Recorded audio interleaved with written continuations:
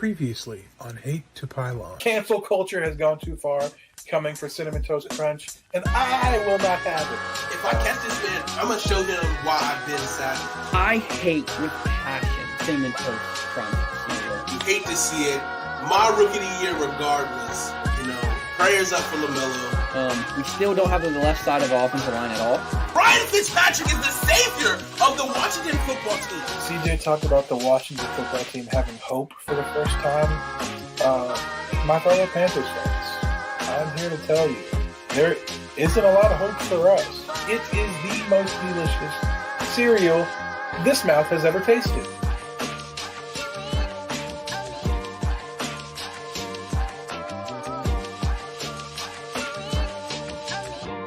I will put money. I will go on air and I'll have an apology to you if Josh Allen does not take a step back this year. If Josh Allen numbers do not stay the same or get better, I will come on and say that I'm just a little salty Minnesota fan. But I want you to come on.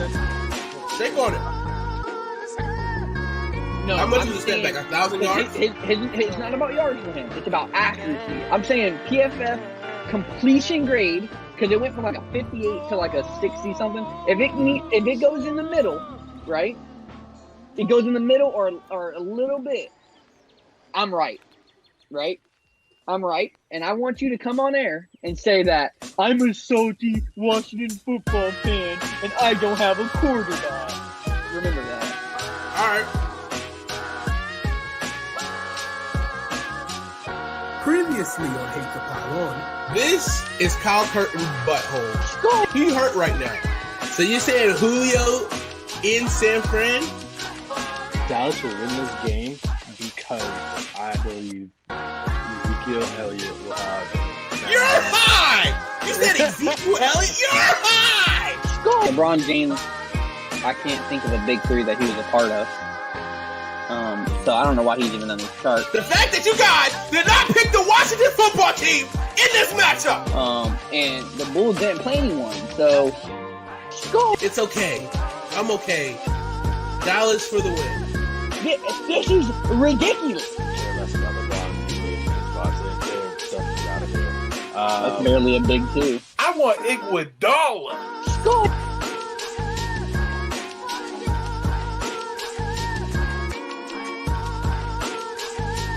Previously on Hate to Pylon. Let's have a moment of silence for Earl Thomas and Josh Norman's career right now.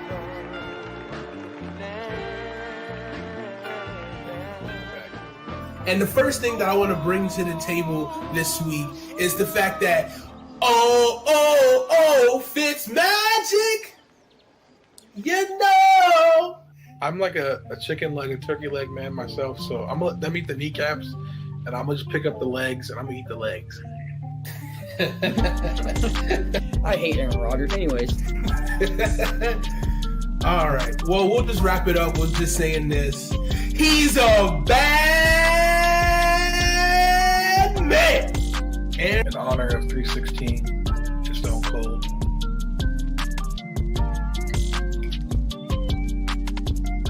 Okay.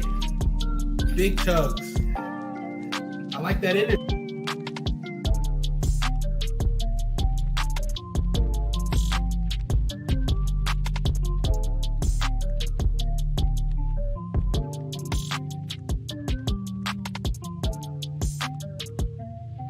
The NFL has been crazy, just like Jonathan's assumption of thinking he's a good football player back in Cane Bay.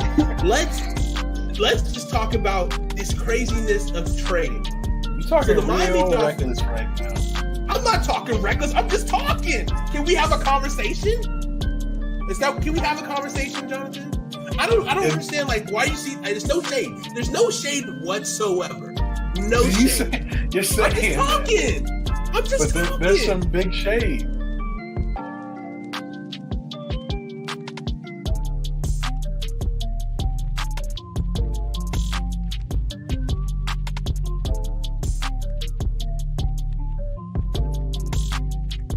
We are part of Five of a Kind, and we are smart, sexy, chunky boys.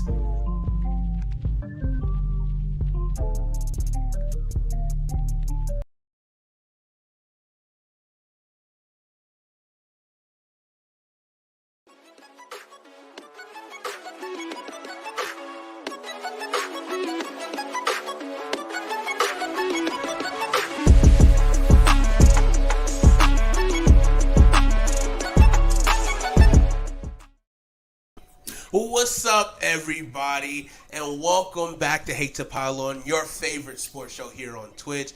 As you see, it's just the two of us, but we're gonna rock it out tonight, guys.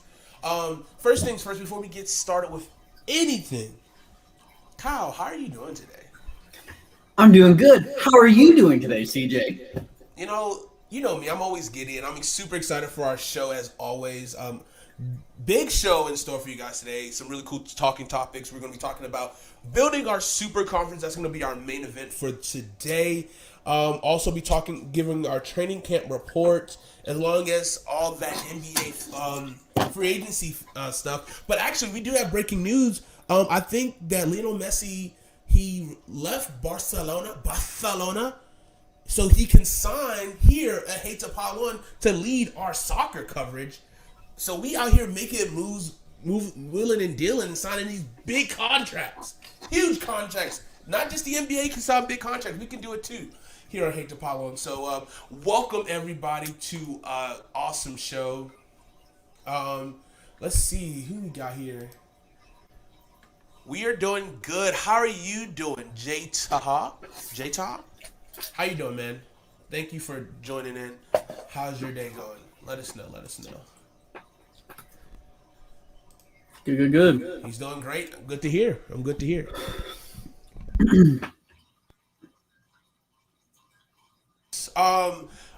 This past week we launched a official YouTube channel and an Instagram channel. So go ahead and do that for us. It's Hate to Pylon. Everything across the board is Hate to Pylon. You can follow YouTube, TikTok, and now introducing our website that we just launched exclusively for merch that we've been promising, and we now have merch ready to sell. You can go to hate2pylon.com, hate2pylon.com, and you can enjoy some awesome merch. As you see right here, I am Chunky Boy material. You can get one of these awesome shirts on sale right here. So I got this shirt right here, the Chunky Boy material. We also have the Big Back logo shirt right there, and we got just the OG Chunky Boy shirt that we all rock as well. Yeah, go and support the show. These shirts are really comfortable. Pretty good material. I'm still waiting on my Big Back logo shirt to come in. Once that comes in, I'll let you guys know how that is. But it's really comfortable. The Chunky Boy and the Chunky Boy material shirt are the same material, and the Big Back logo is a different material shirt. But it also has a front and back. So definitely check that out. If you want to support the channel, we much will appreciate that as well. Also subscribe here at Hate to Pylon and help us out now that we are official Twitch affiliates. It'll be big business for us as well. J-Taha, I am a Washington football team fan, and Kyle is a Vikings fan. And then Jonathan, who's not here with us tonight, he is a Carolina Panthers fan. So we have those three fan bases pretty taken care of as well. We do a lot of different reports, and we went to Panthers camp that was only a week ago. Last Friday. Yeah, I know. And we reported there, kind of saw Sam Darnold up close and personal. I honestly think that Will Greer looked like the best quarterback that day. But, I mean, I think Sam Darnold has been bouncing back as of late, as having putting together better practices now that pads been put on. And Dan Arnold is a tight end to watch, a sneaky tight end who might get a lot of targets this upcoming season. But that's all that jazz. Right now, the NFL is back. Are you? As we're talking, we're going head to head with the NFL Hall of Fame game. So right now we got the Cowboys and the Steelers in. Last time I checked, Dewey Haskins was in at quarterback, and I think I don't know who's in at quarterback for the Cowboys, but right now it's 3-0. Cowboys have missed a lot of field goals. Not looking great for them right now. But I mean, it's first game. So we can hold on. So yeah, hopefully we should see more stuff. What is something that you're looking for in the preseason for you, Kyle? You talking about in like In general, or like for the Vikings?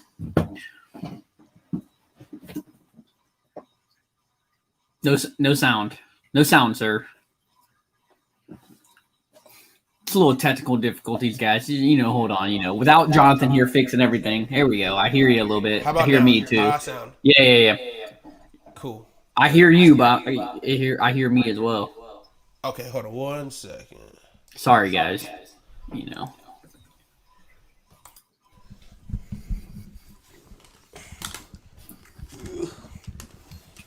Jeez.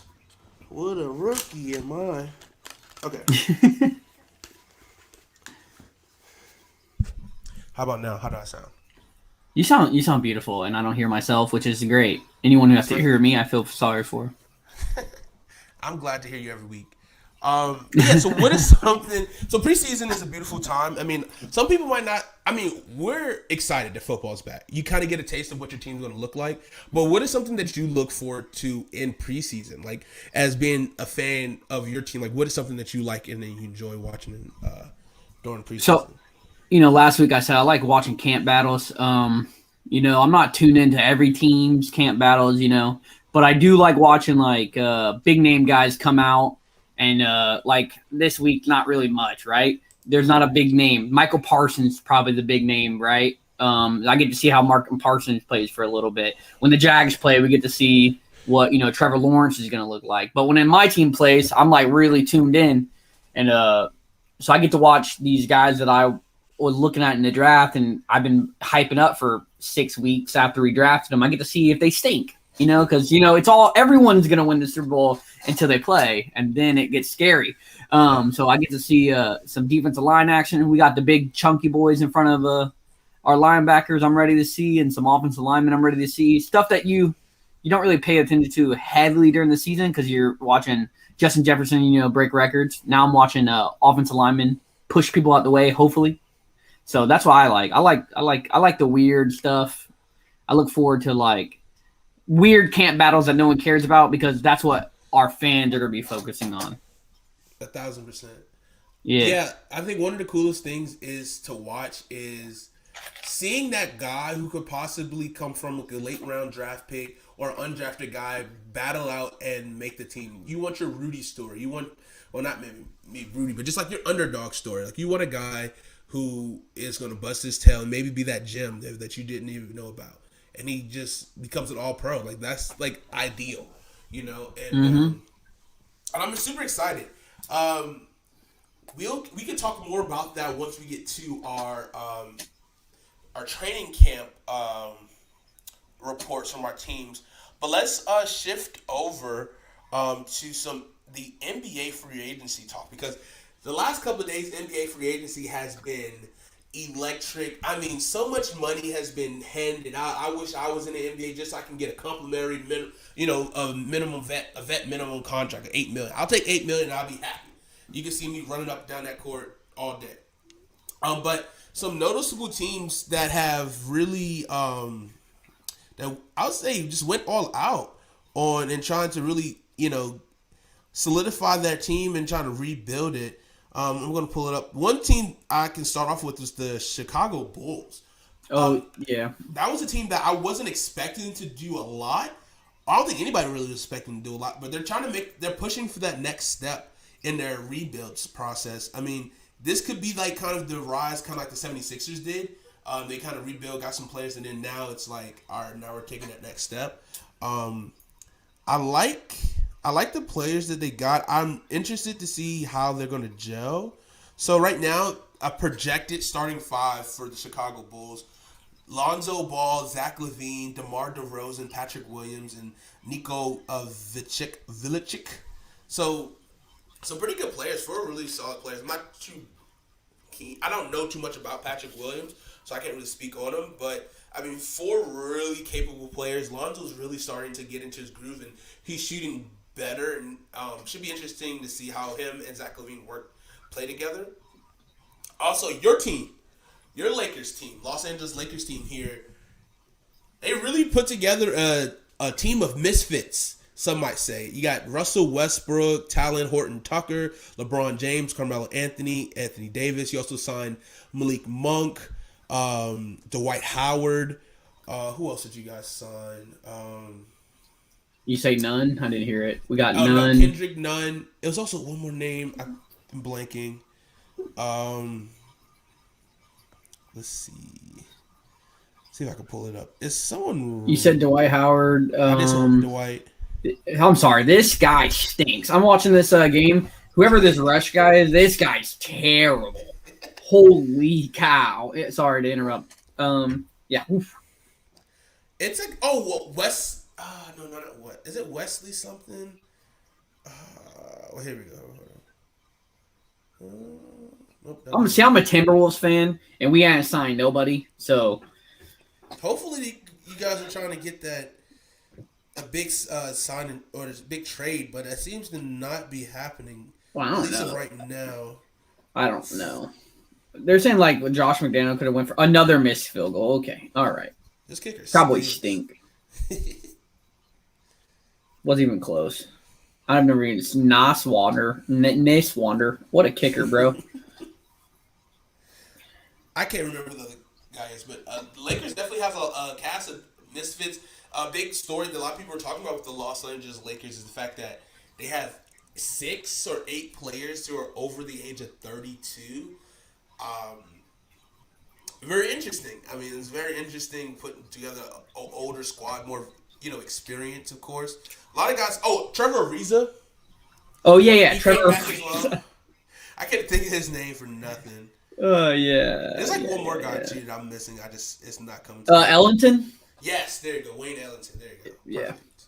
Yeah, You know what's funny these guys are about coming this? back. Someone was like, with this roster, the Lakers won't make it past the second round. I tweeted out they won't make it past 10 o'clock with their age. But the tweet got deleted. People are salty out there. For sure. I mean, if you would have said that to LeBron James' face, I mean, he's definitely heard a lot of the haters. He posted out a tweet. If I'm about to pull it up, and as soon as I can find it, he said, "What did LeBron say?" He said, y'all keep talking about my team like that, but y'all better keep the same energy when we're good. Keep talking about my squad, our personal ages, the way he plays, the way he stays injured. We're past our time in the league, etc., etc. Do me one favor, please. And I mean, please, keep that same narrative energy when it begins. That's all I ask. Hashtag thank you. Strong words from LeBron James. So maybe, he has a personal affiliation with these guys and really maybe had a hand in bring them in here. Feel like this could be a good squad for him. I don't know. I'm really excited to see what Melo and LeBron how they play together. Will Melo start or will he come off the bench? Should be interesting how they do this team. But do you think that this Lakers team has enough to win a championship as it's constructed right now? Yes, but it all depends. Like, it's any team that LeBron's on can win a championship, right? Except for like his 07 Cavs team was pretty fucking bad, and they almost won a championship. And then last year's team with no Anthony Davis was really bad, like really bad. Yes, they got studs that can score sometimes. It's just going to be if they stay healthy and if they mesh. If they don't mesh, it's going to be bad. It's going to be like, remember when they they have Melo. I forgot about that. Remember when they went and got the Cavs went and got Rose and D-Wade and all them boys. It was getting the band back together, and then they traded everyone away. Yeah. That's what I feel. This is what I feel. The same shit. If it doesn't mesh, everyone's going to somewhere else. He's getting a new team half of the year with Larry Nance and Kevin Love. Very true. Honestly, I'm not sure. I don't really know too much about Talon Horton. I don't know if he's a good shooter or not. But, I mean, Melo can shoot the three. Anthony Davis can shoot the three. LeBron can shoot the three. I guess Nunn is kind of he's supposed to be an improved 3-point shooter. I don't know. Shooting is still kind of a concern for me. But we'll see. We'll see how this team is constructed. I just don't know enough about this Lakers team to really have that full analysis about it. Maybe we'll bring Christian back on to talk about this Lakers team constructed. I'm good. We can pass that. You just... But also another team that's putting together an interesting squad that's definitely a team that's going to be kind of like a bad boys kind of squad. I'm talking about the Miami Heat. So Miami Heat got double cheeked up Kyle Lowry, Duncan Robinson signed back, Jimmy Butler, PJ Tucker, and Bam Adebayo.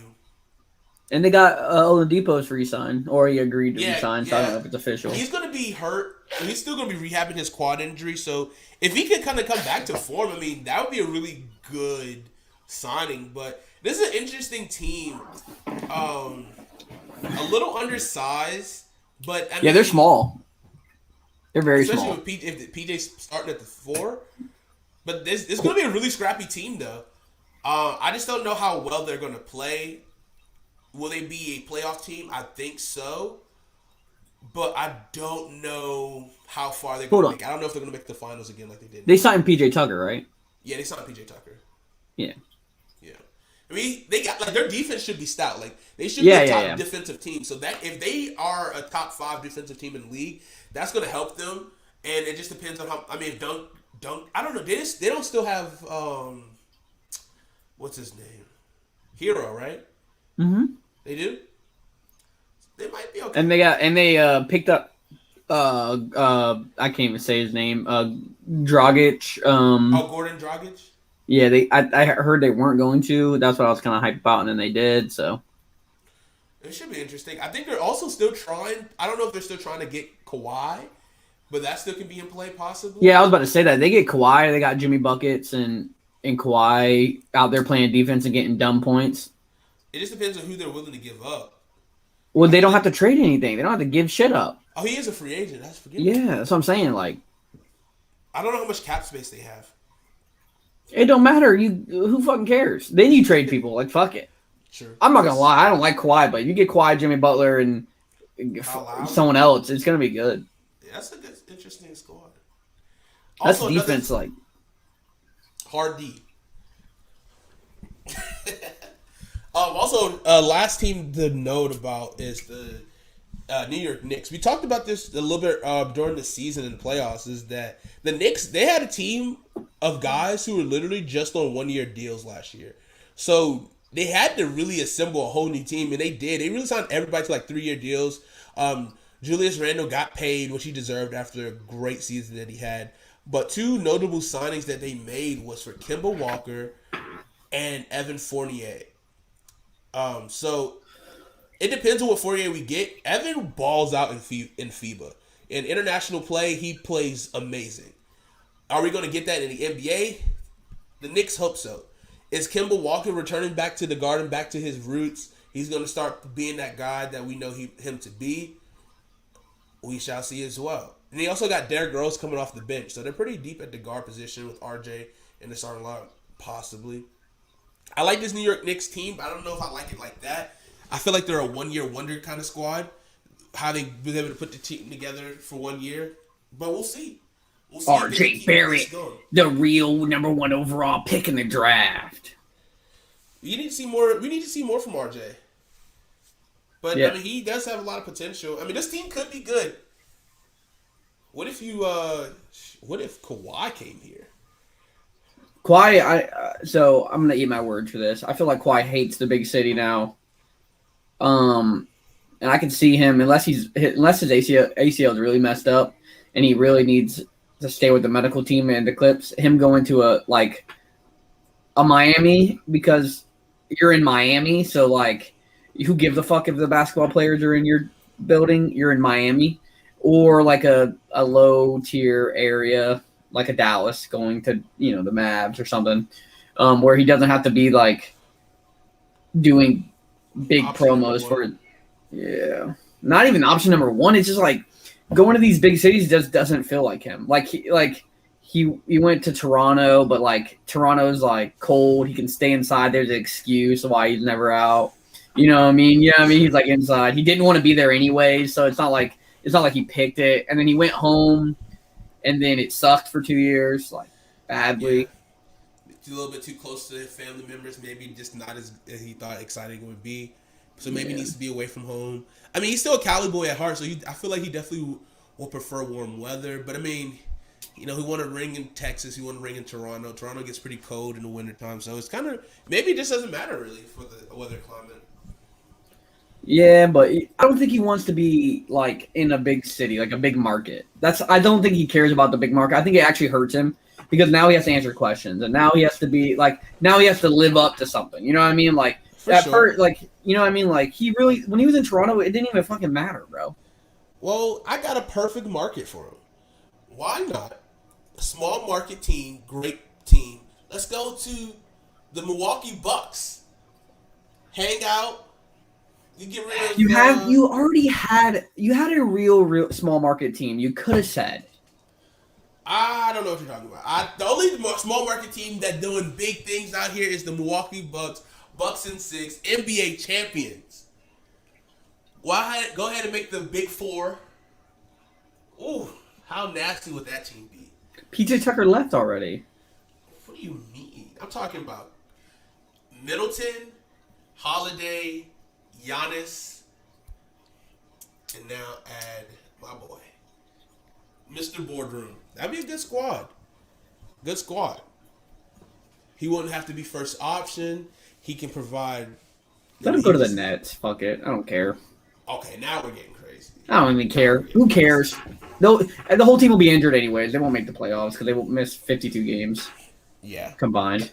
Also, the Wizards. Wizards also trying to make a big three. They signed Spencer Dinwiddie with a sign-in trade. They also got Kyle Kuzma and who's the third guy? Oh, Bradley Beal, of course, who's still there. I could have sworn Bradley Beal was going to get traded, but I guess not. Oh no. They still could trade. They got more talent on that team. So. They still could trade. They could be like, you know what I mean? Like, Kuzma, I don't know. Kuzma stinks. Kuzma's going to ball out in this market. You could have Kuzma come, get a bunch of first-round picks from a bunch of different teams so you can send people places, have Kuzma out there just playing basketball. You know what I mean? Yeah, be a 30-10 guy. Yeah, for no reason, just absolutely balling out, and he's gonna be like D'Lo. He's gonna be D'Lo, like balling out for the Nets, and then they just trade him, and then they're good. I can see that happening. And actually, I did see a report that the 2017 team from the Nets all signed for like big money contracts. Mm-hmm. So like, oh my God, I'm blanking on names right now. The center, Jared Allen signed for $100 million. Spencer Dinwiddie signed for $60 million. Karis LeVert signed for like 117. No. D'Lo signed for 117. LeVert signed for like 80 something million. Like all these guys, they were a fun team to watch that made the playoffs, when no one really expected them to do. Yeah, now they're all getting paid somewhere else. Mm-hmm. So we'll see. Good. Hey, I like people getting paid. You know, as long as they're not on my team, you can pay them. Even though one is, I like D'Lo, so pay him. I don't care. It's not my money. I don't give a shit. It is not our money, but we will love it. We love. Fuck it. Okay, perfect. All right, so let's wrap up our NBA talk and let's go on to something that we love so dearly. We're going back to the NFL, and training camp is underway. We're in the thick of it. Pads are on. We're thumping in the middle of the summertime. So, Kyle, let's go to Minnesota, where me and you kind of have a lot in common in terms of our teams. But no, we don't. We're the complete opposite. We're the complete opposite. Yeah, you're. Go ahead. I'm gonna let you set this up, and then everyone's gonna already know it. But we're the complete opposite now. We were way more. We were way similar. We're not anymore. So Washington and Minnesota are definitely some of the teams that were the lowest vax teams in the league. You hate to see it. We had we ended the whole show talking about vaccinations. Obviously, my team listens, and the Minnesota Vikings just turned off the channel. But you guys had a little bit of an outbreak. We had a little bit of an outbreak as well. Especially yours was a very key outbreak in your quarterback room. very much, which sucked. Now, Washington football team has, since their clinic that he had this past weekend, they just crossed over the threshold of 85% of a team, which is really good.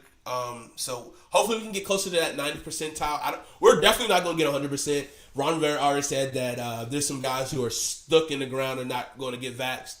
I have a feeling I might know who it is, but we don't have to talk about it. But Kyle, go ahead and give your training camp report and something you're looking forward to into your first preseason game. All right, so how do I make this a good little conversation, a little rundown? Okay. So, so this week was crazy. A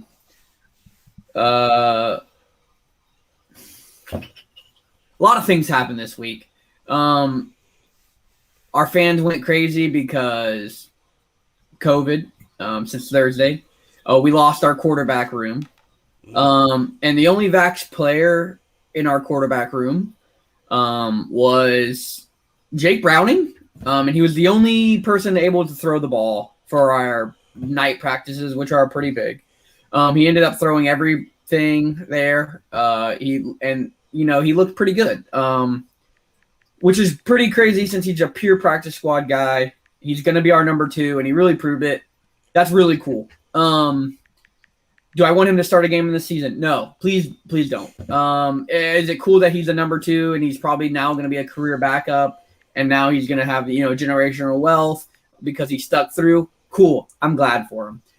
Cool things for Vikings. We got Christian Darrisaw yesterday saw his first day in pads. He didn't do much. Today he came in pads. He says he's going to be back Saturday for our scrimmage. Super happy. Great. Our biggest problem in Minnesota's offensive line, and this week was good offensive line news. Rashad Hill was injured. I don't really know what it is. It's not reported or anything. It's camp. And we got Oli Udoh saying that he wants this starting fucking job. And he is doing a good fucking job at it. I'm saying I don't want to cuss so much on this show so that we can clip it and put it places, but I'm happy. Oli Udoh's coming. He's taking that right guard spot. Hopefully he keeps it up. He has a big momentum. Hopefully he didn't blow his steam this first 2 weeks and then he's tired and hurt, but he's doing great. He's picking up stunts where we're not good at. He's doing it. Dakota Dozier's getting less and less reps. Yes, today he wasn't even in pads, which I'm sorry. I hope you're not on my team. White Davis came back.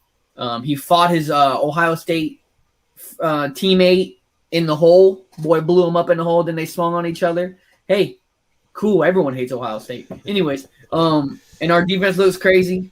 I like it. It's a good training camp. If I just can get past our quarterback saying that he's following all the protocols, and if the quarterback room would have been bigger, he would have been fine. And he just needs more plexiglass. So I'm not trying to harp on this over and over and over again because just like our coach said, I'm done. Oh, that's a return kick for a touchdown.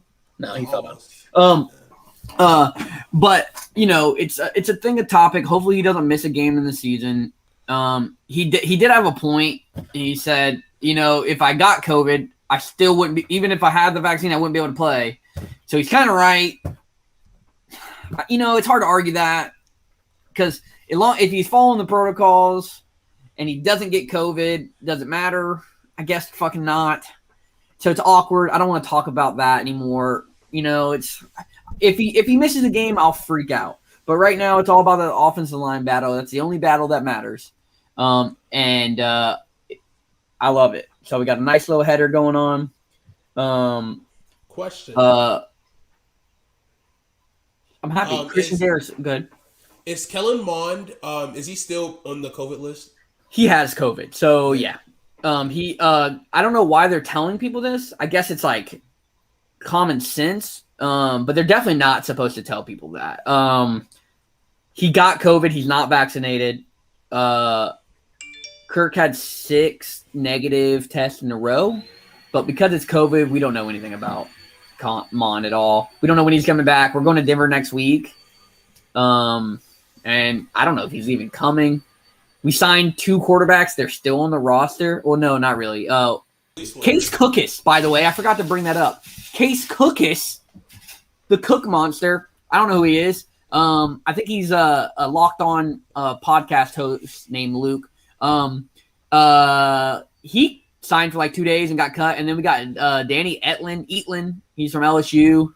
He has a Super Bowl ring with the Patriots. We picked him off of practice waivers, and he's on our roster still. So we have 4 quarterbacks on the ball. Kirk came back today and looked kind of good. Camp looks good. KJ Osborne stunting. ISM stunting. I don't know. This is our Mackenzie Alexander said this is the best, most talented team he's ever been on, and he was on the 2017 team. I don't know. It's fun. I just hope no one gets COVID and we ruined our season. I'm really Yeah, I think that's kind of like a consensus a lot of teams are having. So with your defense, what do you like with being retooled? How has your secondary been looking in practice? So I don't want to say it out loud, but I'm going to. If you're a Vikings fan, this is a topic that me and you have to talk about. One-on-ones are not made for DBs. They're hard to win for DBs. If a DB's winning one-on-ones, they are very good.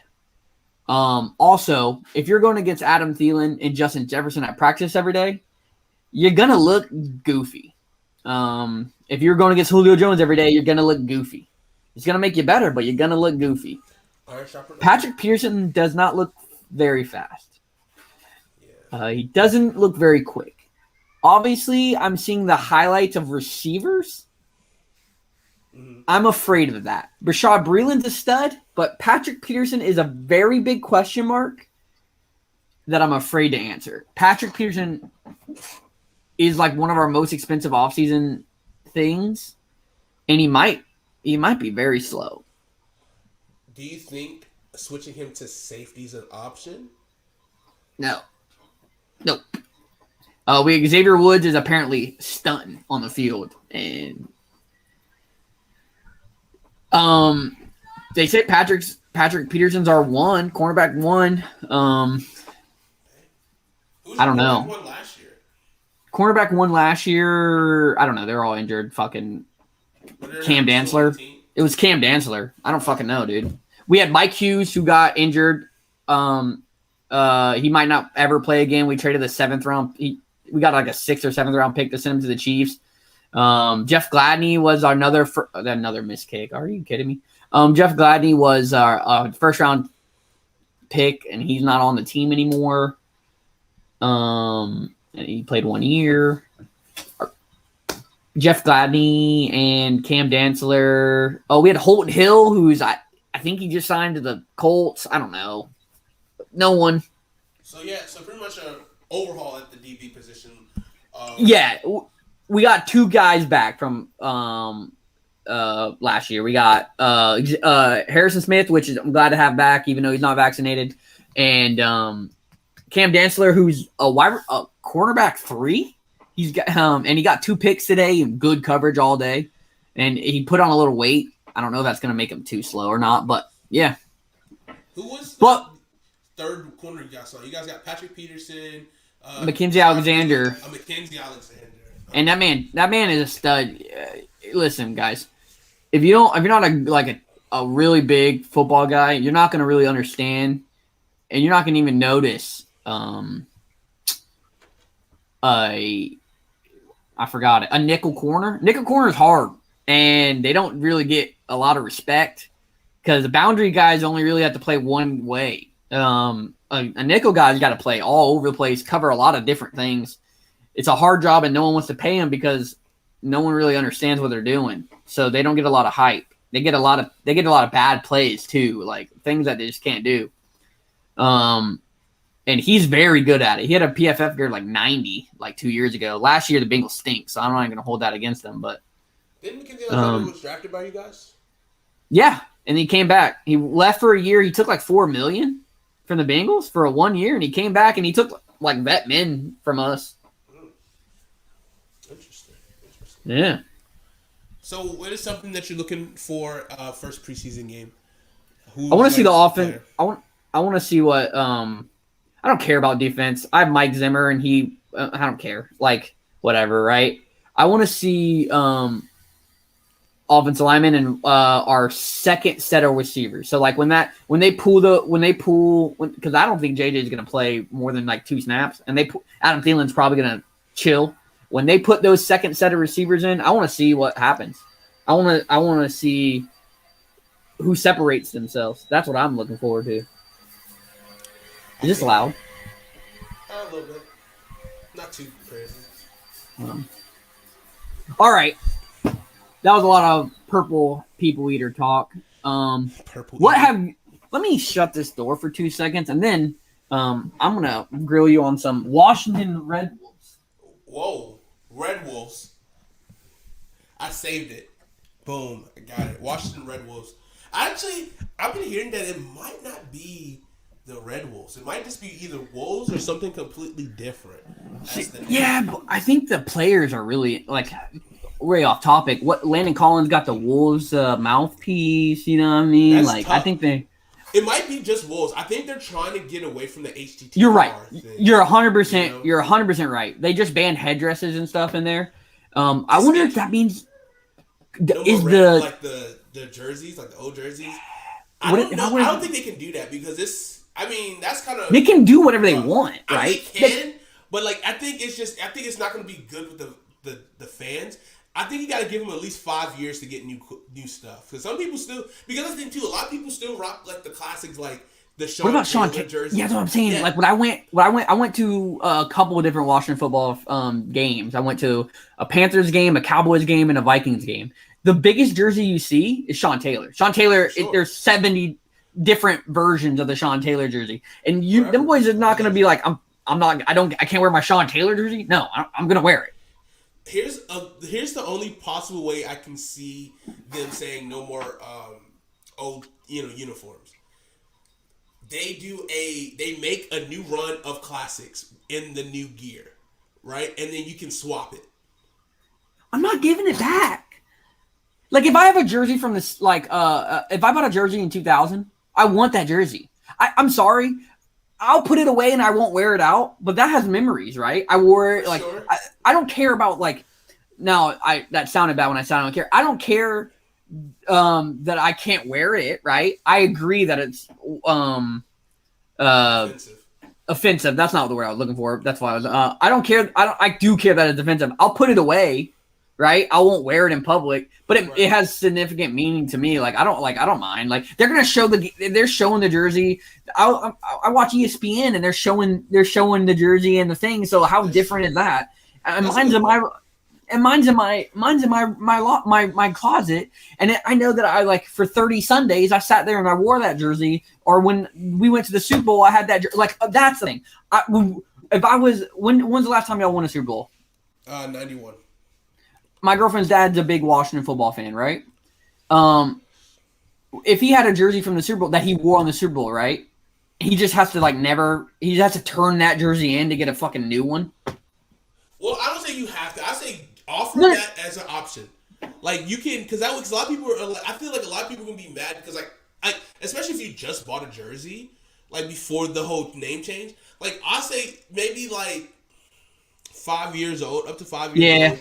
Offer an opportunity to get a new jersey, free swap, and just give your people your option. I think that's going to be a good favor because it's like, I would love to get a free jersey swap. Like I have a Brian Arakpo jersey.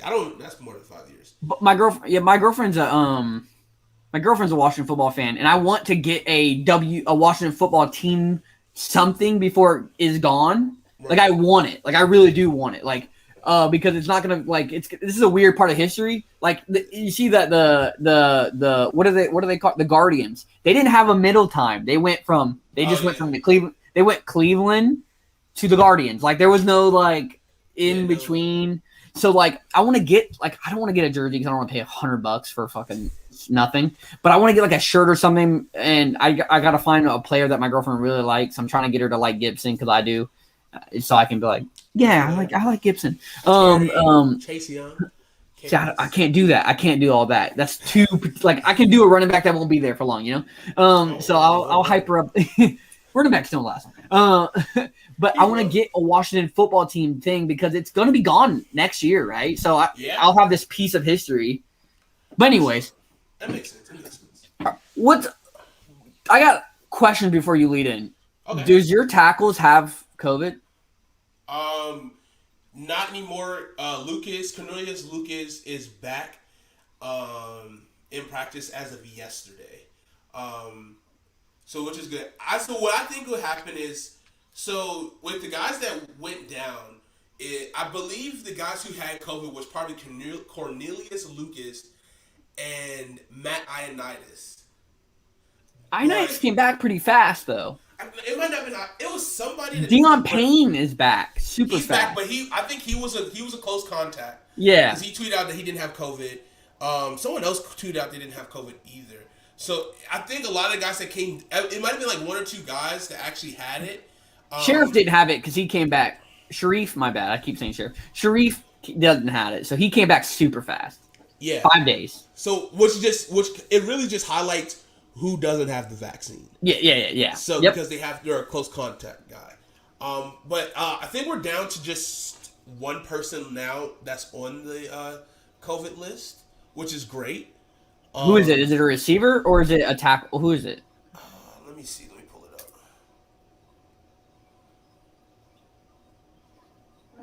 Let's see.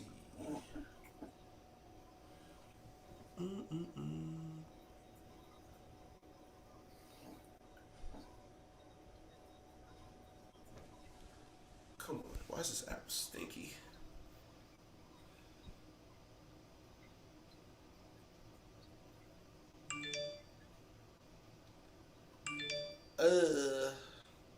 We got the fat kicker out here. What team is he on? I should know this. I'm a ex-Georgia Tech fan, so I should know where the fat kicker's on. He's probably on the Steelers, I'm guessing. I'm not watching punts. I'm not gonna lie to you. This game stinks. It does stink. I might be going to the Panthers-Ravens preseason game. I want to go to a preseason game, but they're not nowhere near close, and I'm not spending a bunch of money to go watch no one play football. Yeah, but like, I was safe to the Vikings game for sure. Are you still trying to do the Vikings-Panthers game? Probably. I have a vacation planned in October, and I have a feeling that's going to be like exactly the week that I'm going to be in Disney, and so I don't want to like get my hopes up or anything. I get that. I had to pick a week that I could get off at work, so. I'm not okay. I am struggling to find it. I just went to their Twitter. It's all good. Curtis Samuel, good, right? He's off. I think Curtis Samuel is still on the list. Yeah, see, that's what I thought. Yeah, he's been gone for a long time. But he's dealing with two things though, because he had a growing injury, and then he got put onto the COVID list. Yeah, definitely. Yeah. So I think it is Curtis Samuel. But what? So I don't. So I feel weird because I try to find things on beat writers for other teams, and I can't find the stuff that my team does. My team, look, how much clips do I show y'all? I show y'all like 70, like clips are all over the place on my team, right? I can't find that for other teams. I'm trying to find plays of like Nico Collins and whatever sort. Are you able to see like content or like where you get like what kind of news are you getting of like your draft guys like Sam Cosmi? Is he like so far behind it doesn't matter? We can talk a lot about Sam Cosmi because I was interested in him because he scared me a lot. So okay, so yeah, there's a couple guys that I follow. Hold on, I'm not go ahead and send him in the group chat because I like beat writers. I like seeing practice stuff. Like I'm starting to follow a lot of Jags guys. So send in the group. I send mine in the group because I assume y'all guys like him. I don't mean to bombard you.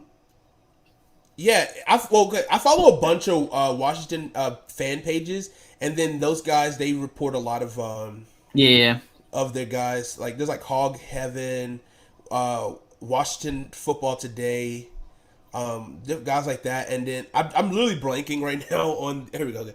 I'm blanking on the beat writers' names. I know one is named Peter. John Kimes. John Kimes is a big one. He's probably the primary one. He's affiliated with ESPN. He's a really good one. And there's someone else. I'm trying to find, but JP Finley's a good one too. Yeah, I've seen him. Yeah. Ooh, never mind. Mark Garuffa. I can't even say that, but he's with the team recently. But yeah, those are guys that I follow normally. Dude, that hold on, Tom. That CJ Wright guy or whatever. I forgot his first name, but the third round cornerback that the Cowboys took. He's wearing 40, bro. Guy's got the jersey number 40. That's an ugly number. Nathaniel Wright. Yeah, he's like 6'3". It makes sense because he's big, but imagine being like a number 1 corner. You got the number 40 on. Anyways, continue. That was Quentin Dunbar when he first entered the league. Yes. Yeah, he was number 47. Yeah. Until he switched to 23. He got the blessing from D'Angelo Hall to wear. Still 23. ugly as fuck. Anyways, D'Angelo Hall, dude, I used to like that man so much. My uncle was a football fan. Right before RG3 got drafted in Yard Good, he died, and I was like, I guess I'll I feel it. Anyways, but shout out to RG3 signing a deal with ESPN to be a college football analyst. They say white girls can't have cheeks. Crazy out here, dog. Anyway. But apparently still trying to play in the league. I mean, who's going to try to sign him? Very interesting to see if he still has a market. XFL, hit him up. Okay, so Sam Cosmi, right? Definitely a big question mark. He got bullied early on in camp. He's thin. He got bullied. But the thing is, too, he's going up against some pretty good talent. So he was struggling when they weren't in pads, right? First day of pads, early on he still got kind of bullied, but he was getting better. He's been showing improvement every day. But today in practice, he looked pretty good. He held his own against Chase Young and Montez Sweat. He's been improving a lot more. His footwork is getting a lot better. He's getting that better, more of a quick twitch at the line of scrimmage. He's improving, and it's been noticeable. He's been one of the shout-outs from Ron Rivera. So that's good. He still has a way to go. I don't think he's a day one starter, but he is improving fast. They put him at tackle in practice? Right tackle, yeah. Okay. That makes sense. Right tackle, not bad. I don't mind seeing him at right tackle. It just that I don't know who's going to be left. Most likely probably going to be Charles Leno or Sadiq Charles, the guy I was hoping Sadiq. for. He's a guard, though, right? Been trash in camp. But isn't he a guard? Yes, he should play guard, but he's like a tweener because he's 6'4". Yeah, because he played tackle in college. Yeah. He just wasn't made for it. He's been getting straight bullied in camp. Like, not a good camp for Sadiq, and it's not what you want to see. I think right now our starting lineup is going to be it's going to be probably Charles Leno, left tackle, Eric Flowers at left guard, Chase Roulier at center, Brandon at right guard, and then most likely Cornelius Lucas, or I don't know if Cosmi's ready yet. Unless Rivera wants to start to do this, because he did this last year where he released a lot of the older guys to get these young guys reps. But I feel like he wants to compete this year, so I don't know how. You can compete this year, and Cosmi could use Charles Leno for sure. But Sam Cosmi could use a red shirt. Like, he needs to put on size. He's very athletic. He reminds me of light Brian O'Neill. Brian O'Neill and them are very similar. I don't know who's better. Right now, obviously, Brian O'Neill. I don't know who's better coming out of college. I wasn't really paying attention to Brian O'Neill when that draft was going on. So a lot of that. Brian, what team does Brian O'Neill play for? Vikings. He's our best. He's our best. He's a right tackle, but he came from Pitt. He was undersized. Our right tackle got hurt, and they threw him in, and he's just been going ever since. They were gonna redshirt him. We got him in the second. We wanted Frank Ragnarok or whatever. And we got him. And that's what Sam Cosmi reminded me of. But then he had an ugly number, so I thought y'all were going to move him to guard. He's like 50-something. He's fucking sickening. Yeah. I don't know. He's 6'6". He has the size. He's 6'7". He's 6'7", bro. That dude is big. Yeah, when I was looking at it, it was definitely, unless the NFL actually measured him correctly and he was 6'6", but yeah. But yeah, I mean, he has size. I mean, he has some pretty good. I mean, he has really good measurables. I mean, it's like athletic ability. He definitely needs to put on strength. I like where he could be at once the end of the season comes. Like if he has to be thrown in, I feel like he's progressing slowly enough. I think we'll see once he gets some live reps for sure. What's your offensive scheme? Is it power? Or is it zone power? Is it West Coast? What are y'all doing? I don't know with freaking. What y'all run last year though? It was more kind of like a zone, a little bit more of a. Yeah, it was. I think it was more power last year. Actually, it was more power. Like running. gaps. Yeah. I don't know. I don't know what Scott Turner's trying to do because he said he wants to run the ball more, but he also wants to run a lot of jet sweeps and like do misdirection a lot more. And I've been seeing that a lot in practice. So hopefully we can, especially once Curtis Samuel gets back, he'll probably get some more carries and Gibson, like those two can kind of like flip back and forth. I gotta see where we're trying to lean towards in the running game. I feel like we might be more of a pass happy team this year though. I think we might be like maybe a 65-35 pass team, which I think is a good percentage, decent percentage, but I'm not sure. Antonio Gibson. You know what they say though. You know what they say, right? What they say? Teams that run the ball more are normally teams that are in the lead. Teams that are losing tend to be the team throwing more because they have to catch up. That is true. That is very true. Be careful what you say. Yeah. Eric Correll. That's the offense that Scott Turner wants to run. What is that? Which I mean, it's supposed to be like an offense that is like, up tempo, really kind of stretches the field. We have the speed to stretch the field. Well, Ryan Fitzpatrick, I mean, he'll push it, but does he have the arm to push it still this year? Big question mark. But I don't know. I like the concept of our offense. Do I like the play caller? Do I like Scott Turner? No. So I don't know. The jury's still out on him as a play caller, but now that he has a quarterback who knows offenses and who's comfortable, I think we can see at least a bit of a more productive offense. So into my report, Jamin Davis has been looking great. He's been having a great camp, which is exactly what we need for this defense. Landon Collins, surprisingly, is having an absolutely phenomenal camp. He's been moving around really well, breaking up plays, high energy guy. Cam Kerr was out today. He had an illness, but it wasn't COVID. But they said he should be fine. Juice has been looking really good. Outside corner from Minnesota rookie. Yeah. He had a lot of penalties when we brought the refs. We brought refs in the last 2 to 3 practices, and so we can kind of help the younger guys with their hand placement. He's been getting a lot of penalties, but he's getting better. I think they really want him to start outside and move Kendall into the slot, which Kendall is a top tier slot corner. You can't have Fuller? Yeah. You can't have Juice inside, bro. He's gonna get toasted. The guy's like what 6'2", fucking big, not slow big. Boy. We want. Yeah. I'm just saying. Yeah. Because I mean, if not, we'll have Jimmy Moreland inside, who played really well. Didn't give up a touchdown in the slot at all. So we have really good options in slot corners. Jimmy Moreland, I love. He's a ball hawk. He stays around the ball, but he's just not big enough to play outside. He's like 5'8". But he's really good corner. I really love Jimmy Moreland. He's the people's corner, is his moniker. I haven't really heard too much about Bobby, but he's been starting at free safety for us, so which would be cool. I would really love to see Kendall Fuller at the free safety and see Jimmy Moreland in the slot, or put Bobby Moreland in the slot as well. Bobby McClain, in the slot.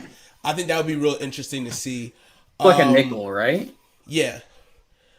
Let's see who else has been impressing me. James Williams, I think that's his name. Hold on. James, backup defensive end. He's been playing pretty well. He's going to be that rotational guy. And I think Shaka Tooney's also been kind of flashing a little bit. It should be interesting to see that who's going to be that rotational defensive end. Let's see. Worried about Curtis Samuel at all? Oh yeah, you got Shaka Tony. Yeah, I forgot. That's the thing, right? So with Curtis Samuel, I was a little worried when he had the groin early in camp, but everyone said it was minor, and then he got the COVID, so he had the double whammy. So the coach is saying they're not worried because he knows he's familiar with Scott Turner's offense, right? So I just don't want this growing injury to be nagging because we're so deep at wide receiver. I'm not as concerned if Curtis Samuel doesn't play because then I can actually see some of my lower end wide receiver guys get an opportunity to make the team. Oh, by the way, I don't mean to interrupt, but David Sharp and Curtis Samuel are on your COVID-19 list. That's who I was worried about. Yeah, David Sharp. I knew that. I didn't know he was on the list, actually. Yeah, he's the first one I think popped off. But yeah, continue. Sorry, I'm looking at your roster right now. So I don't know, because we're so deep at wide receiver. I love it. I love that we're deep, but I also hate it because we know guys have to get cut. Guys that I love personally is Kelvin Harmon, AGG, Antonio Gandy Godin. Those are my two favorite guys. De'Ami Brown is going to be a problem. He's been looking phenomenal. This is amazing. I got to put it in the group chat. It was this amazing high point catch that he made at camp. Oh my God, it was amazing. I'm going to see if I can find it real quick. Logan Thomas has been looking insane at camp as well. His hands, and he's been more aggressive. I don't know. He's just been really high pointing a lot more balls and being more aggressive catching it. Y'all drafted John Bates? Yeah. How has he been looking? He had a pretty good play today. He's actually, I think he caught a touchdown for Taylor Heineke in end zone today, if I'm not mistaken. But Logan Thomas had 7 touchdowns in camp in this past week. Well, he's 30 years old. Balling. This is his time. He has to. Yeah.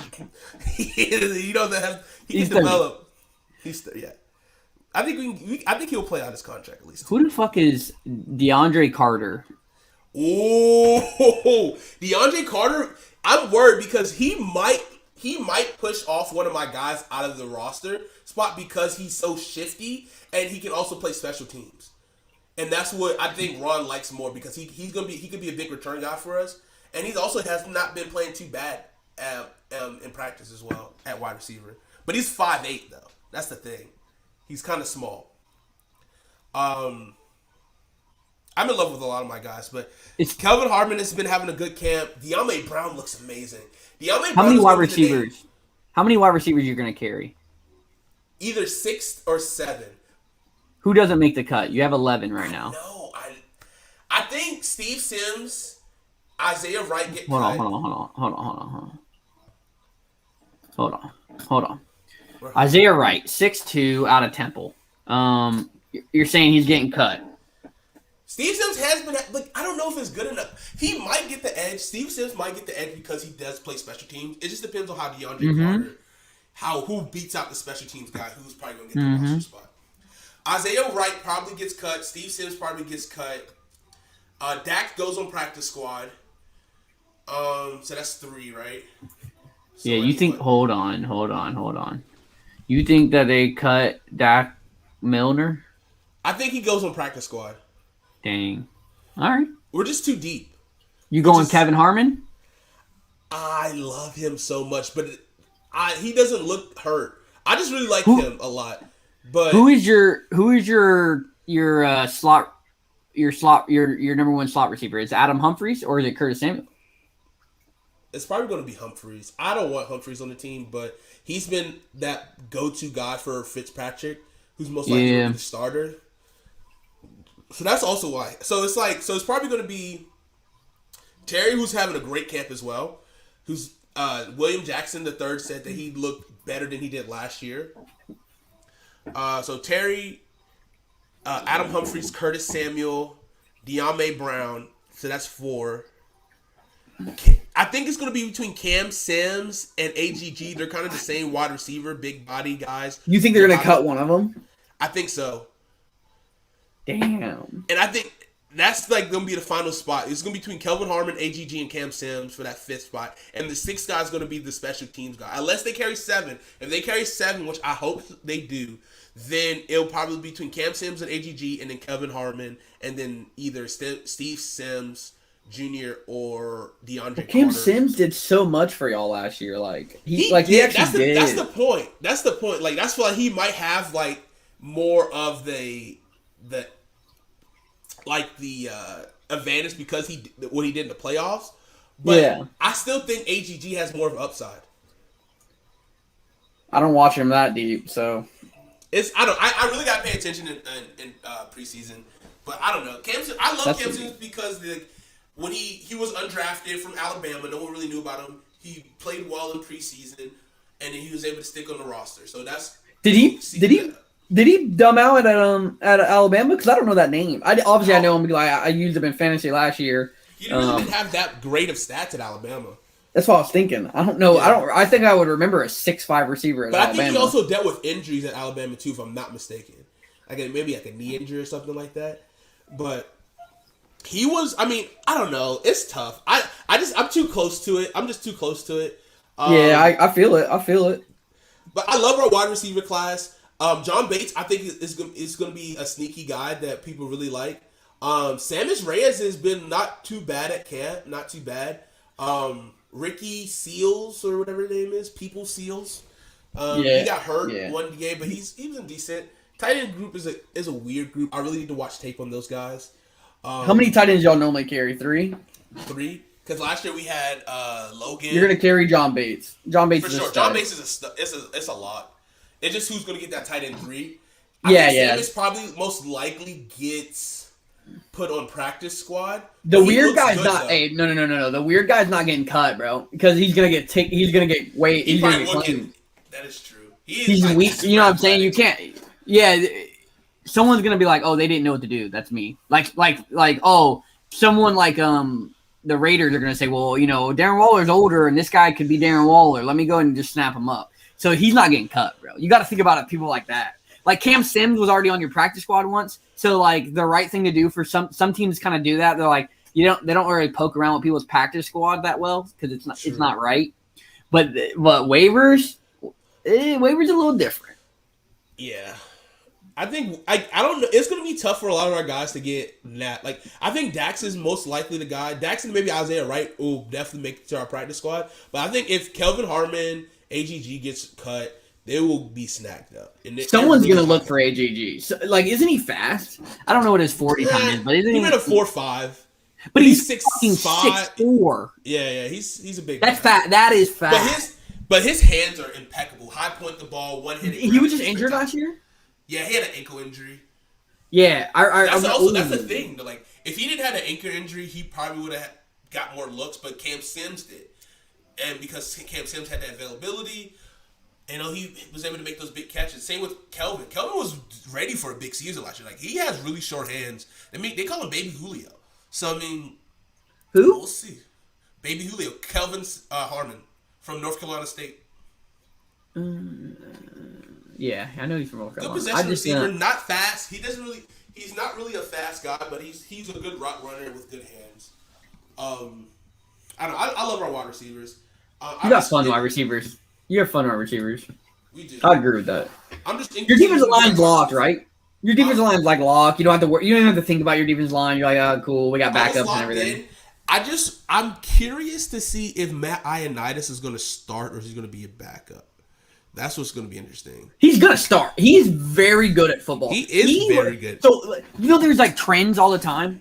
Oh, you see this guy? He said Cam Sims has been having a sneaky good camp. Or Steven Sims. Damn it. I already mixed those two up. I remember I cut the wrong guy on Madden one time. I was like, fucking shit. Anyways, I like big, tall receivers. I'm a height supremacist if you watch the show. What was I saying? Fuck. What was I saying? Oh, there's the memes on Twitter, like, who's this player? And it's like talent recognition. Brett Ioannidis, bro. People don't even know who the fuck that is. Yeah. That's true.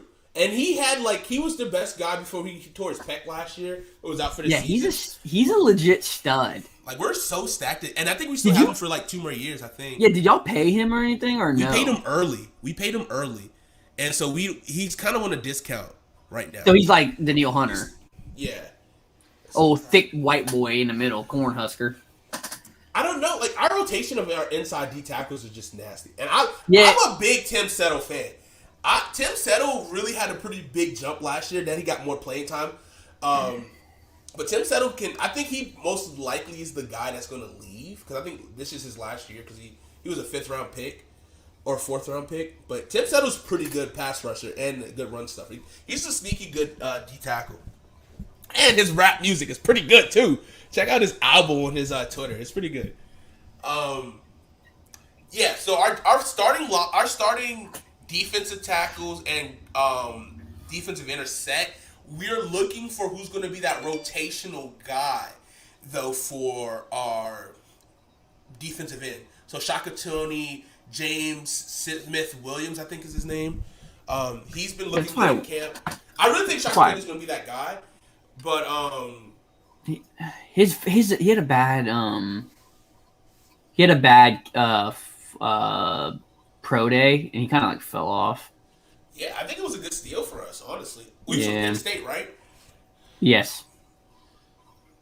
So I'm really excited to see who's going to emerge as that guy. Cole Holcomb. Cole Holcomb is having a really good camp. He's been looking a lot better in coverage, which is I think was his biggest knock on him. Very athletic linebacker. I think he ran like a 4.4 at his 40. Really good run stuffer, but man-to-man coverage he lacks. He has the speed to be good in coverage, but he lacks. So we'll see him and Jamin get better. I'm excited. I'm just really excited for this team. It's more so like our defense is locked, but we'll definitely have a rotation, but it'll just see who'll be the guy starting, especially at corner 2. So, hold on. Sam Cosme changed his jersey number. I was talking shit and he changed it. He's 76 now. I was talking mad shit because he had some ugly number. I thought he was like 66. I'm looking at it right now because he definitely had some ugly ass number. Yeah, when he got that rookie number. Yeah, he's ugly. I'm sorry. He looks like somebody. I just can't put my finger on it. I don't know. He looks like Asian Kyle Murray, but.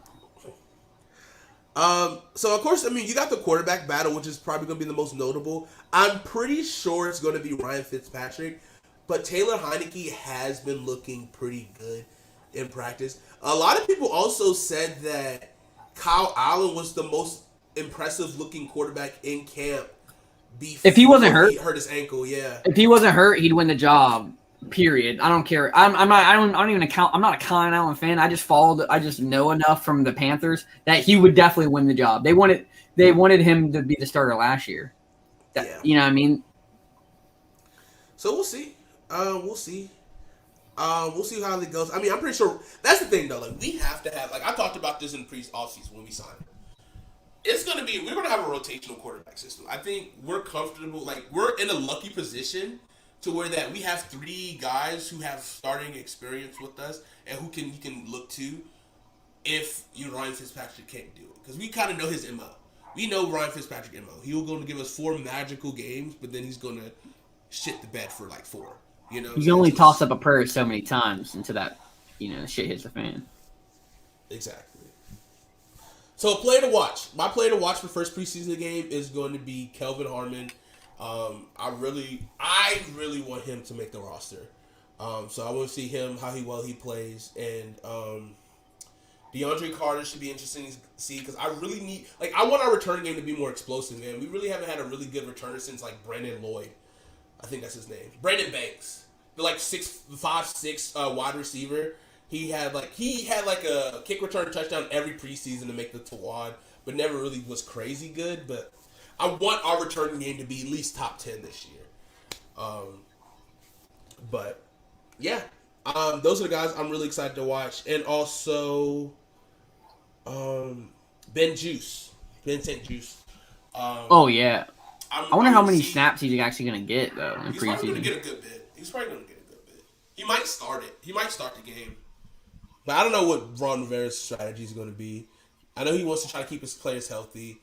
I mean, we saw that last season where he kind of just let the clock run out and didn't use timeouts to possibly come back in the games. So I'm very interested to see what his preseason strategy is going to be. So CeeDee Lamb didn't play at all? I don't think so. All right. Fucking wasting my time. I mean, Hall of Fame game. I mean, they have an extra preseason game. So I mean, do they? Oh yeah, they get 4. Yeah, they said that before the game. I was like, they don't get 4. Like, what are they saying? And then I was yeah.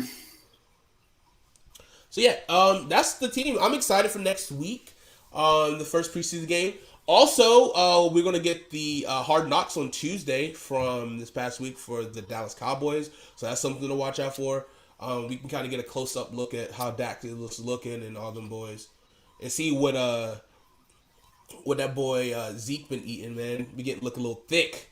No, he's lost 10 pounds, man. You ain't paying attention. Where? Jeez, man, he has lost weight. Leave him alone. He got a big, thick beard. He does. That beard is nice, though. I'm jealous of his beard. See, the nose rings, bro. It's the nose rings. We need to get on the swag. Yo, I might have to get a nose ring. Hey, do it, bro. Hey, join the club. A edgy little bad boy, you know? Yeah, they're like, oh my God. Oh my God, Ronnie. Hey, shout out Chunky Boy shirts, guys. If you like them, hatetopylon.com. You can buy yourself a shirt. Support the cause, support the show. Let's go on. Any more questions about training camp? Anything else before we move on to our super team? Yeah. Jonathan just wrote me, and what he was telling me was that he thinks that PJ Walker is going to start. Put your money down on it. Huh? Or the season. Yeah, he's going to start the season. He loves PJ Walker. It's his favorite player on the team. He was telling me XFL MVP. He was telling me that I can't think of anyone. Someone's, I don't know. Will Greer? Yeah, he loves Will Greer. He thinks that Will Greer is that man.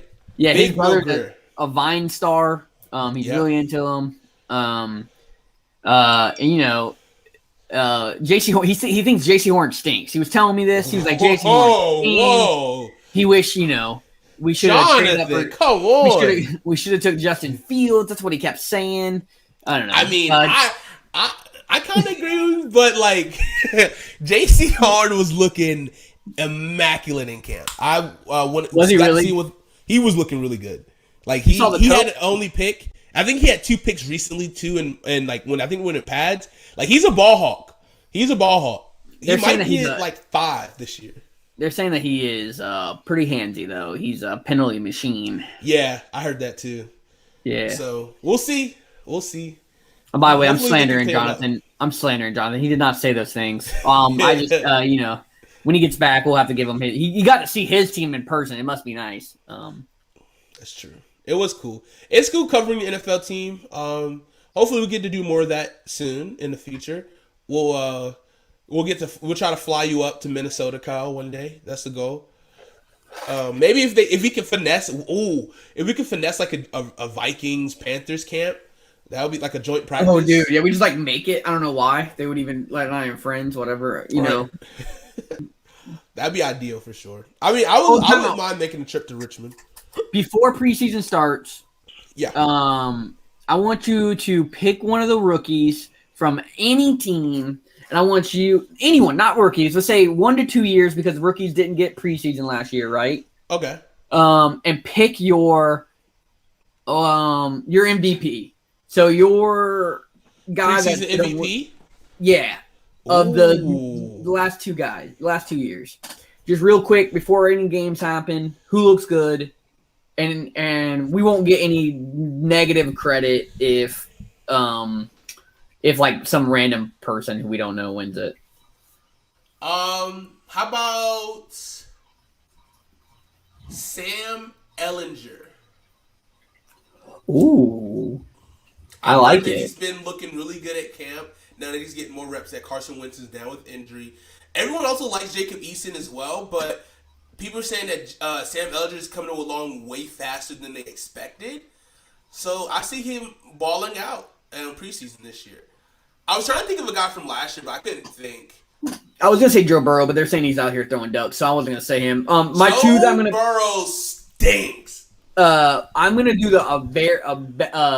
sorry to do this. I'm taking the easy way out. I think that Justin Fields wins the job in preseason. I think that he's gonna just win the starting job. They're not gonna start with that little TCU horn frog.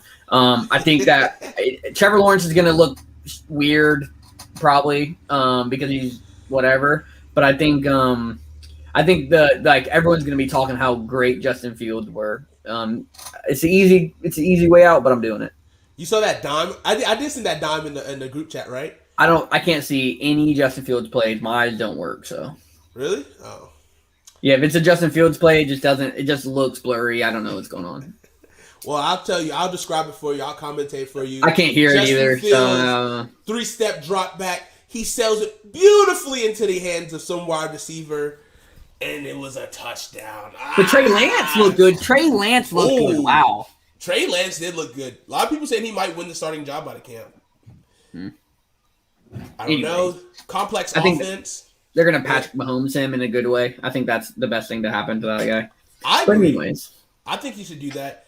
He's also been the guy who watches the most tape, according to the stats. But Kyle Shanahan said, listen, I know technology, guy. I know you can have that thing playing inside while you playing Madden. He's really running that Madden playbook. He got Kyle Shanahan on. He's like, okay, I see what we're trying to run here. That's pretty good, actually. Ooh. I didn't see that. That's funny. Speaking of the 49ers, Trey Sermon. I love Trey Sermon. He could be I wanted Trey Sermon so bad. I don't know why I'm not a 49ers fan. Oh, my God. But I love Trey Lance, and I love Trey Sermon. I wanted Sermon so bad, but I like my guy. I'm a big Kyle Shanahan fan. I mean, I'm really salty that we let him go. We had him in our building. We're doing dude. Okay, so they run a zone scheme, right? But they do a lot of motioning and stuff. And we run zone, but we didn't. Apparently this offseason, we've been like running a bunch of like move motions that don't do anything. I love it. Something that just shake it up, man. I sent you that clip of our offense when where we sent No. Like I remember before camp, I sent the tape of like the Cook counter that we pulled the safety over and everything. I love that, man. That's motioning people for no reason, for a crack back block for no reason. It's so great. You get to see what the defense is set up in. I love it. That's why I love the Niners offense so much. What was Kubiak, Gary Kubiak's son? Was he your offensive coordinator last year, or is he taking over this year? He's taking over. He was the quarterback's coach. He's taking over for his dad. But apparently, they're like it's similar, but it's not the same. But it's like it's probably the same. Let's be honest here. Yeah, that's the thing too. Is like he is going to be the play caller now, so we'll see how that like affects the offense. So yeah, we'll see. So we got all right. So your guy is Justin Fields. Justin Fields. Yeah. Sam Ellinger / Trey Sermon. I would love to see that. You get way more credit. If your guys win, you get way more credit. I'm going the easy way out. We need to get Jonathan's, but you right now, we'll vote who is the best out of our three, and then we'll weigh it of how easy the guess was. Down now so I don't forget.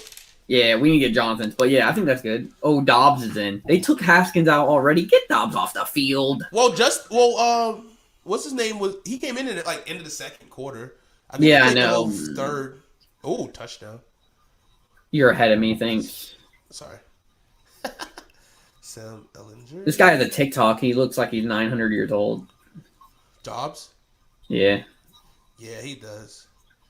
I thought he was going to be the starting guy once he came back, but they traded him to Jacksonville, and he just didn't do anything in Jacksonville. Now he's back. Dang, they got 3 backup quarterbacks. I wonder who's going to...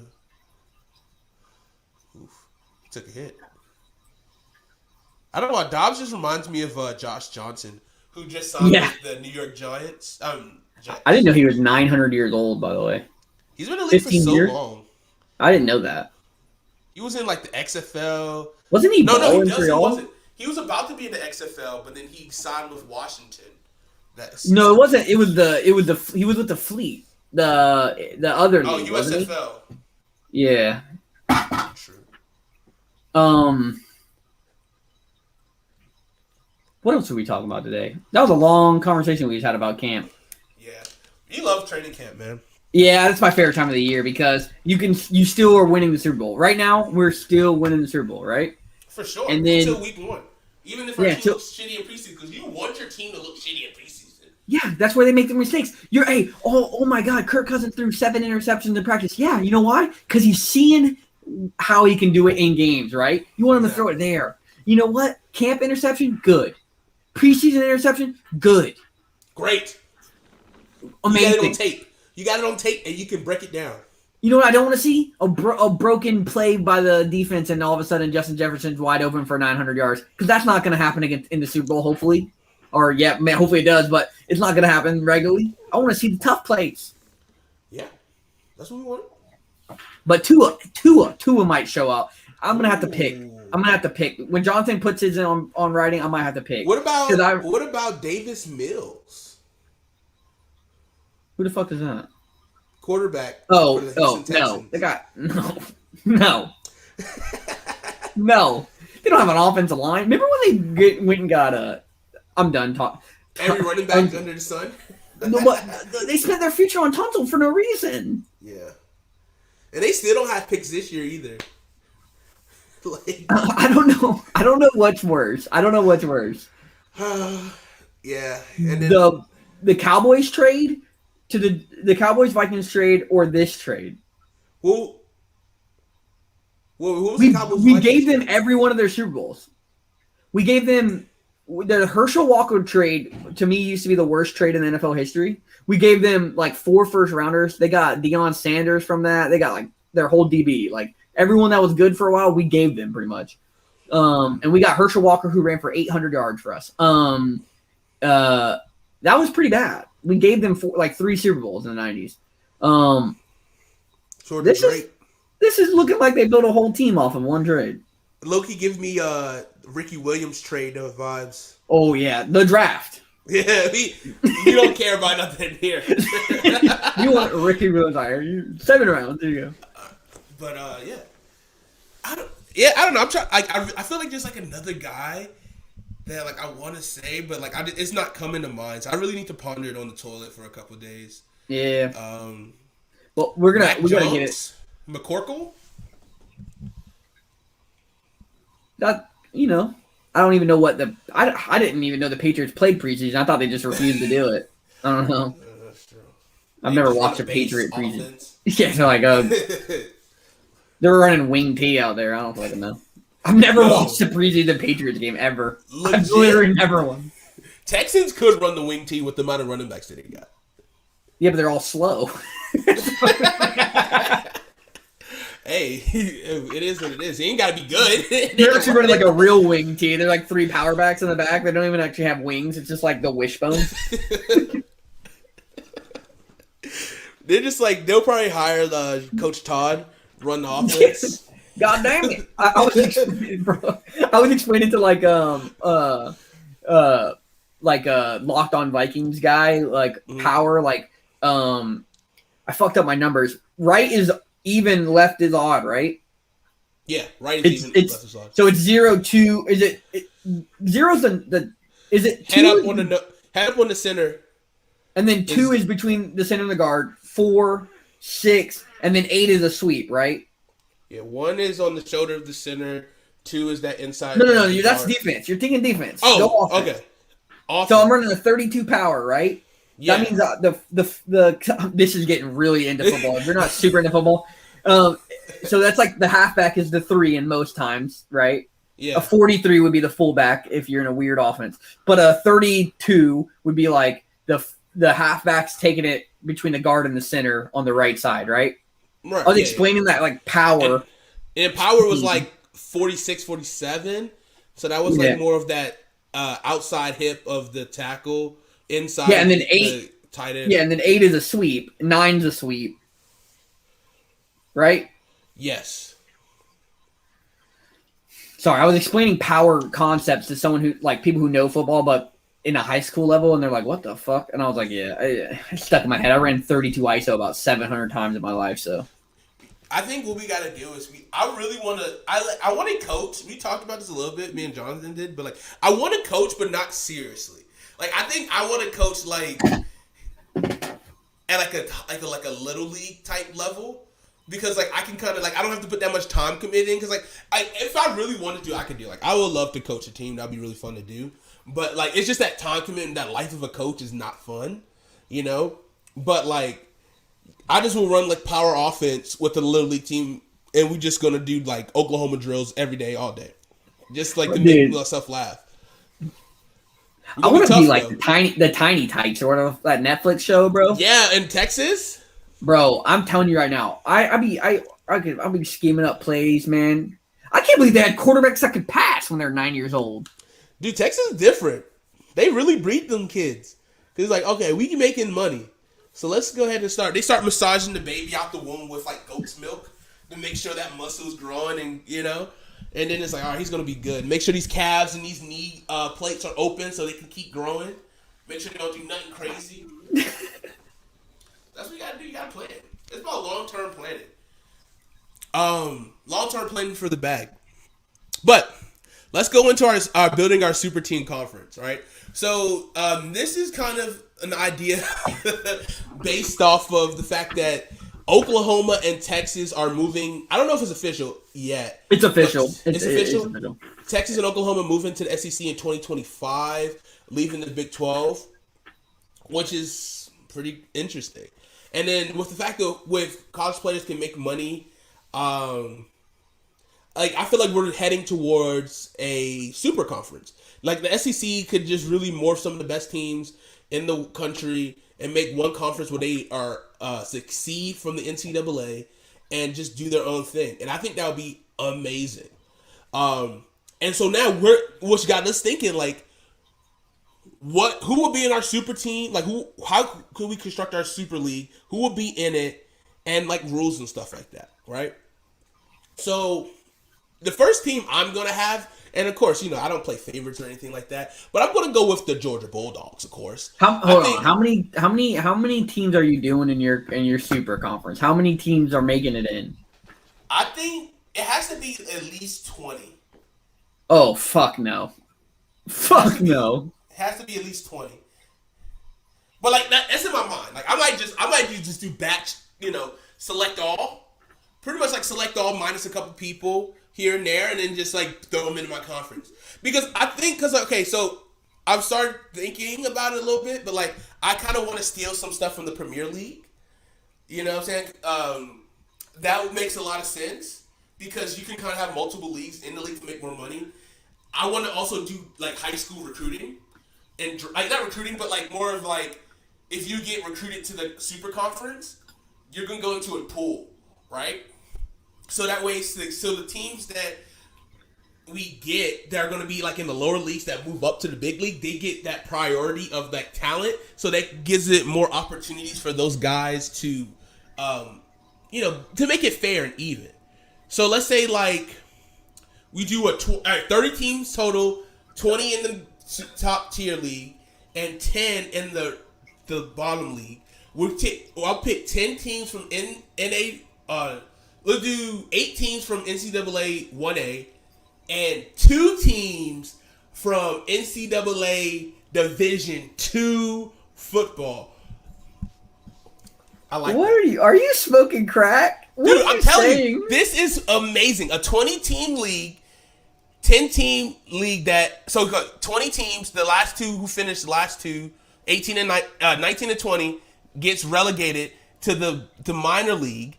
The top 2 teams in the minor league get promoted to the major league, and then it's great football. All right. I'm a freak. How often do you go look at the ESPN Top 300? How often do you go and look at that? Recruits? Yeah. Whenever it's National Signing Day. I go all the time. Literally all the time, and I just find a player on a team that stinks, and I go to the recruiting, and I go down the list. Or I'll go down a list of the top 5 guys of a year. I'll pick a year, and then I'll go, where are they at in college football? They fucking mostly all stink. The guys who actually like come to the top, most of the time are like 2 stars. So they're going to be at the other schools balling the fuck out again, playing against no one, while you have all the shitty shitters who are criminals and fucking are breaking the law, getting arrested. They're all going to be in one fucking division. Whoa. Listen. That's the whole point of it, like D1 AA schools. Yeah, you're gonna have Chad Kellys everywhere. It's just gonna be fucking Chad Kellys all over the fucking place, and then like Listen, we're trying to sell ratings. We're trying to get TV deals here, my guy. Okay, you get 2 fights a game. If you exceed the 2 fight rule, then you get thrown out of the game. All right, I think you misinterpreted Super Leagues. I'm talking. If we're going to go there, we're going to go all the way, my guy. Like, we got to go all the way. Listen, I'm trying to have good football. This is great football. You get the underdog story. You make sure that teams. You don't want Vanderbilts in your league. You don't want them at all. You want them to work for. Like, you want them to, like. If they stink, get them out of here. But then also, we're not just going to let them stink forever. We're giving them the opportunity to rebuild that program with the top-end recruits. Come on. This is ridiculous. What do you guys think? Great idea. That's terrible. Because the Premier League, like, you see how many followers the Premier League has? People love it. People have that like passion for their team, their city. And it sucks if your team is into the shitter. And then it's like, oh my God, how are we going to get out of here? But then all of a sudden your team does well in the minor leagues. Now we got promoted to the big leagues. And now that enthusiasm and excitement for that season, like the next year after being good, come on. And plus these guys are getting paid. Let's forget that. Let's be honest here. Okay, I want you to go back and think about when teams got invited to the playoffs when they shouldn't have been, and they absolutely get fucking walked on, because that's what's going to happen. And every team you bring up, they're going to give you the ones that get demoted. Bama, you never know. Bama, Clemson, Ohio State is going to be the top 3 every year, and then the bottom 2 are going to be in and out every fucking year because they can't compete. This is what you're saying. It's not, listen. Because look, if you're constantly getting like the Trevor Lawrences, like imagine Trevor Lawrence. Imagine Trevor Lawrence on Vanderbilt. The coach on Vanderbilt. And then all of a sudden they got like a Sammy Watkins as well. So we paired these guys up with a 1-2 combo who are first round pick caliber, and they're playing on Vanderbilt? Bro. And now all of a sudden they can just ball the fuck out and go to... I know you're gonna put Coastal Carolina in there. All right, of course. Shout out to them Chanticleers. Okay. As soon as that coach gets the Coastal Carolina Chanticleers, we're not little cats. We're dogs. As soon as he gets his team into fucking Premier League, he's gonna get hired to be a coach somewhere else. He's not leaving because the amount of money that you're going to make in the Super League, the only place you go from the Super League is to the NFL. You're going to get fired. You're talking about, here's the thing, bro. You know it. What's going to happen is like, as soon as they're going to hire you, you're going to get 2 years to get them into the fucking Premier League. As soon as you don't, you're fucking gone. They're going to, the people in the shitter are going to be constantly in the shitter because they're going to be like, well, your recruits suck. And then when you get fired, your recruits are fucking transferring to fucking North Carolina Central because at least they can fucking play. They're like getting to the national championship on national TV. This is a horrible idea. It's a good what idea. You're saying sucks. It's a good idea. Because even still, if you're in the circle, you're winning a championship every year. It might not be the premier championship, but you're winning the minor league championship. So you go win a good year, go championship, hope for next year, and then go 0-16 next year, go back down, and then do it again. And then you don't get. No one commits to you because they know that you're 0-5 already. So they're like, but they have to go to you. That's the thing. That's the draft order. Those guys get the first picks. Who gets the first? There's 30 teams. The minor league team. So the bottom 10 teams get the first. Why would you go there? Well, as an athlete, you can go to because you have to. You have to. There is a transfer portal. No. There will be a transfer portal, but only for top tier guys. Your stats have to be like. All right. You have to grade out at least at a 70. This is the worst I'm idea. telling you, I'm saving college football right now. No, you're not. I'm saving college football. You just described the XFL, but worse. Whoa. First of all, the XFL is great. Yeah, you described an XFL, but bad. Oh my gosh. Okay, so what would you do? What would you do? I would have to do two things. One, it's only 6 teams, buddy. No. 6 teams? 12. Okay, I was thinking that's of reasonable. 12 teams. And it would be a mix of two things. The richest schools, right? The programs with the most money, Okay. and the programs with the most historical background, right? They would make a conference. It would be called the Filthy Rich Conference. And you'd have the filthy, which would be the teams that are, newer money, They're the filthy ones. They've been eaten during this time of NCAA. And then you got the rich. And those are the old money. That's like SMU. SMU got tons of money, Bo. College football's changing. So SMU, they get to pay players again. So they're going to. So SMU's going to get in there. Texas is going to be in there. And you get the old money and the new money, right? It's going to be some of the better players in the league, in the country. They're going to ball out, and they're just going to have a playoff at the end. The top 4 of each side is going to have a playoff, and that's going to win a championship. And guess what? It's going to be like the NFC versus the AFC. And it's the filthy and the rich. And it's going to be the teams with the most money, so it's fair, right? Because you don't want Oregon competing against Coastal Carolina and buying recruits. Let them compete against each other in that kind of money. That's what makes it fair and competitive. Now we have multiple different leagues that are good and competitive. You want to ruin all football for this league that's going to be also bad. I'm not going to ruin football. Let me ask you this question. 2 questions, actually. One question is, what is your championship title going to be called? But, I mean, that's just a think about it. Yeah, 2, are you guys still going to be a part of the NCAA? Yeah. It's so what it is going to do is it's going to feel like, the SEC, they'll bid into it. Your teams want to get out of there, right? And then the SEC can get their guys. What's the Big East, right? That used to be a good conference. Yeah. Yeah. Especially in basketball. So they're going to want to come back, right? So you just got to figure out the schools that are going to make the board, and then everyone else can, like, could you imagine some random team getting in the SEC? And, to the typical Texas? fan, no, yeah, but, to the typical fan, you're like, damn, they must be getting good. They're in the SEC. The SEC normally, the guy who just watches college football, he's like, damn, they're in the SEC now. I'm going to tune in. And then they're like, primetime games are all fucking the filthy rich, whatever. So the 1:00 games are all, just their normal games. And then, hey, no more bowl games. Hey, no more bowl games. Get that shit out of here, right? Let everyone not in the filthy rich have their whatever playoff. I don't even care. It'd be like Division 1 versus Division 2. The filthy rich is in their own division. They're Tier 1, right? They don't play outer conference. So you get that. So this is your Premier League that you're thinking, buddy. This is a better version. You have the filthy rich. That's 12 teams. They get a playoff at the end of the year, and they're elite talent. And then you get the original college football where people are fairly recruiting against each other.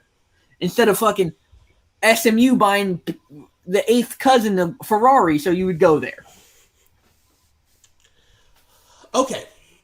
So, I see what you're saying. But it's terrible. There's no pizzazz. There's no, appeal. Okay, we just got another 12 conference. I like the name. It's kind of funny.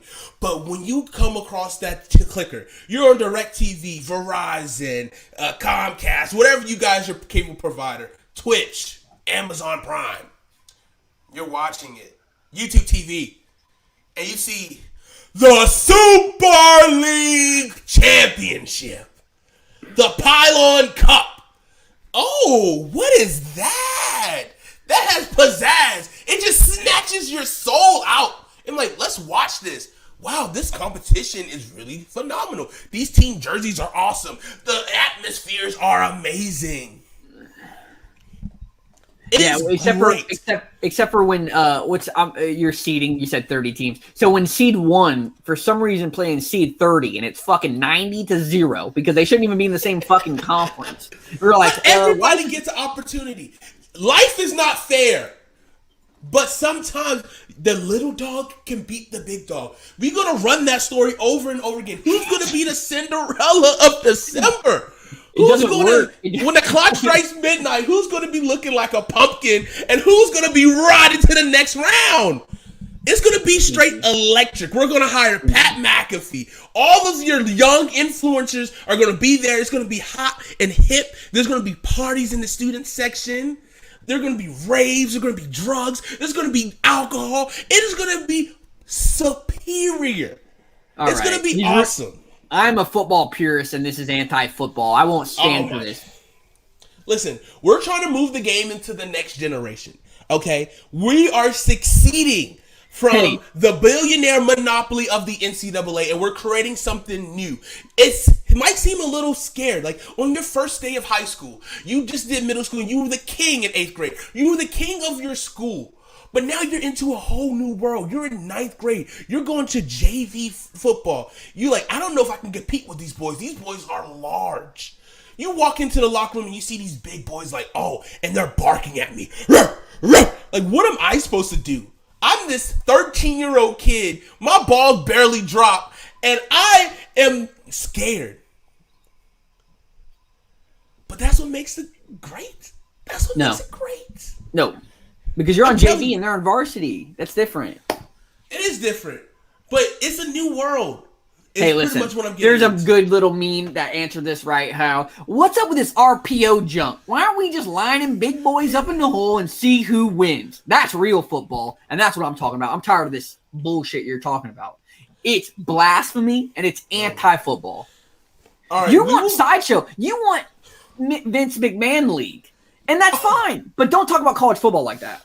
Listen, college football is one of the greatest sports because of the fact of the passion of the fans. The excitement of teams who are not only good, but making that run into the playoffs. And that's not actually a thing. That's not a thing. But it will be a thing in the Super League. And that's what I'm trying to say. We want to give these little guys every single opportunity to be that Cinderella.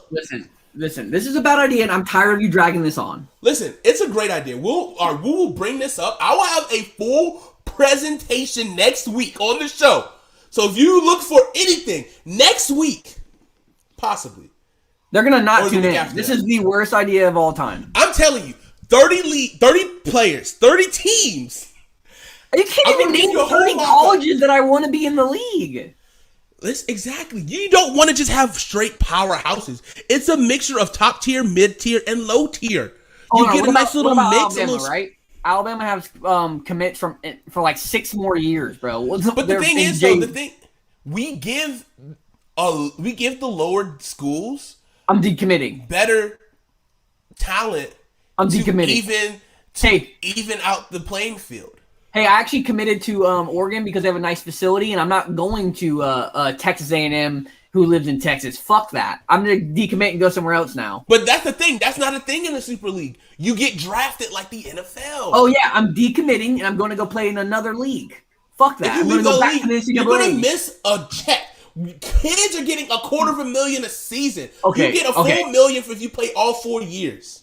Okay, now and that's just base salary. This is still a bad idea. Now you're just making things that are not possible. Who's funding this? Idea. Who's funding this? Listen, don't worry about these guys who funded it, okay? Listen, look, hey, you don't have to worry about who's funding this. The money's going to be there. The talent's going to be there. Excitement's going to be there. Hey guys, I don't even know if anyone's watching at this point. Jonathan's not here. CJ's professional mind is gone. Listen, we're going to be streaming on TikTok, Twitter, Amazon Prime. Jeff Bezos just donated $1 billion to the Super League. Jeff Bezos, if you're listening to us, let's make this a reality and let's make a league. Who cares about trying to buy into the NFL? Let's create this Pylon Super League and help us to the world. Hey, I'm going to damper this right now. You ready? We can't stop colleges from molesting players, and you want to give them $1 million? you gotta act like this is the real world. You're gonna give these boys money, and then they're gonna molest more boys. Listen.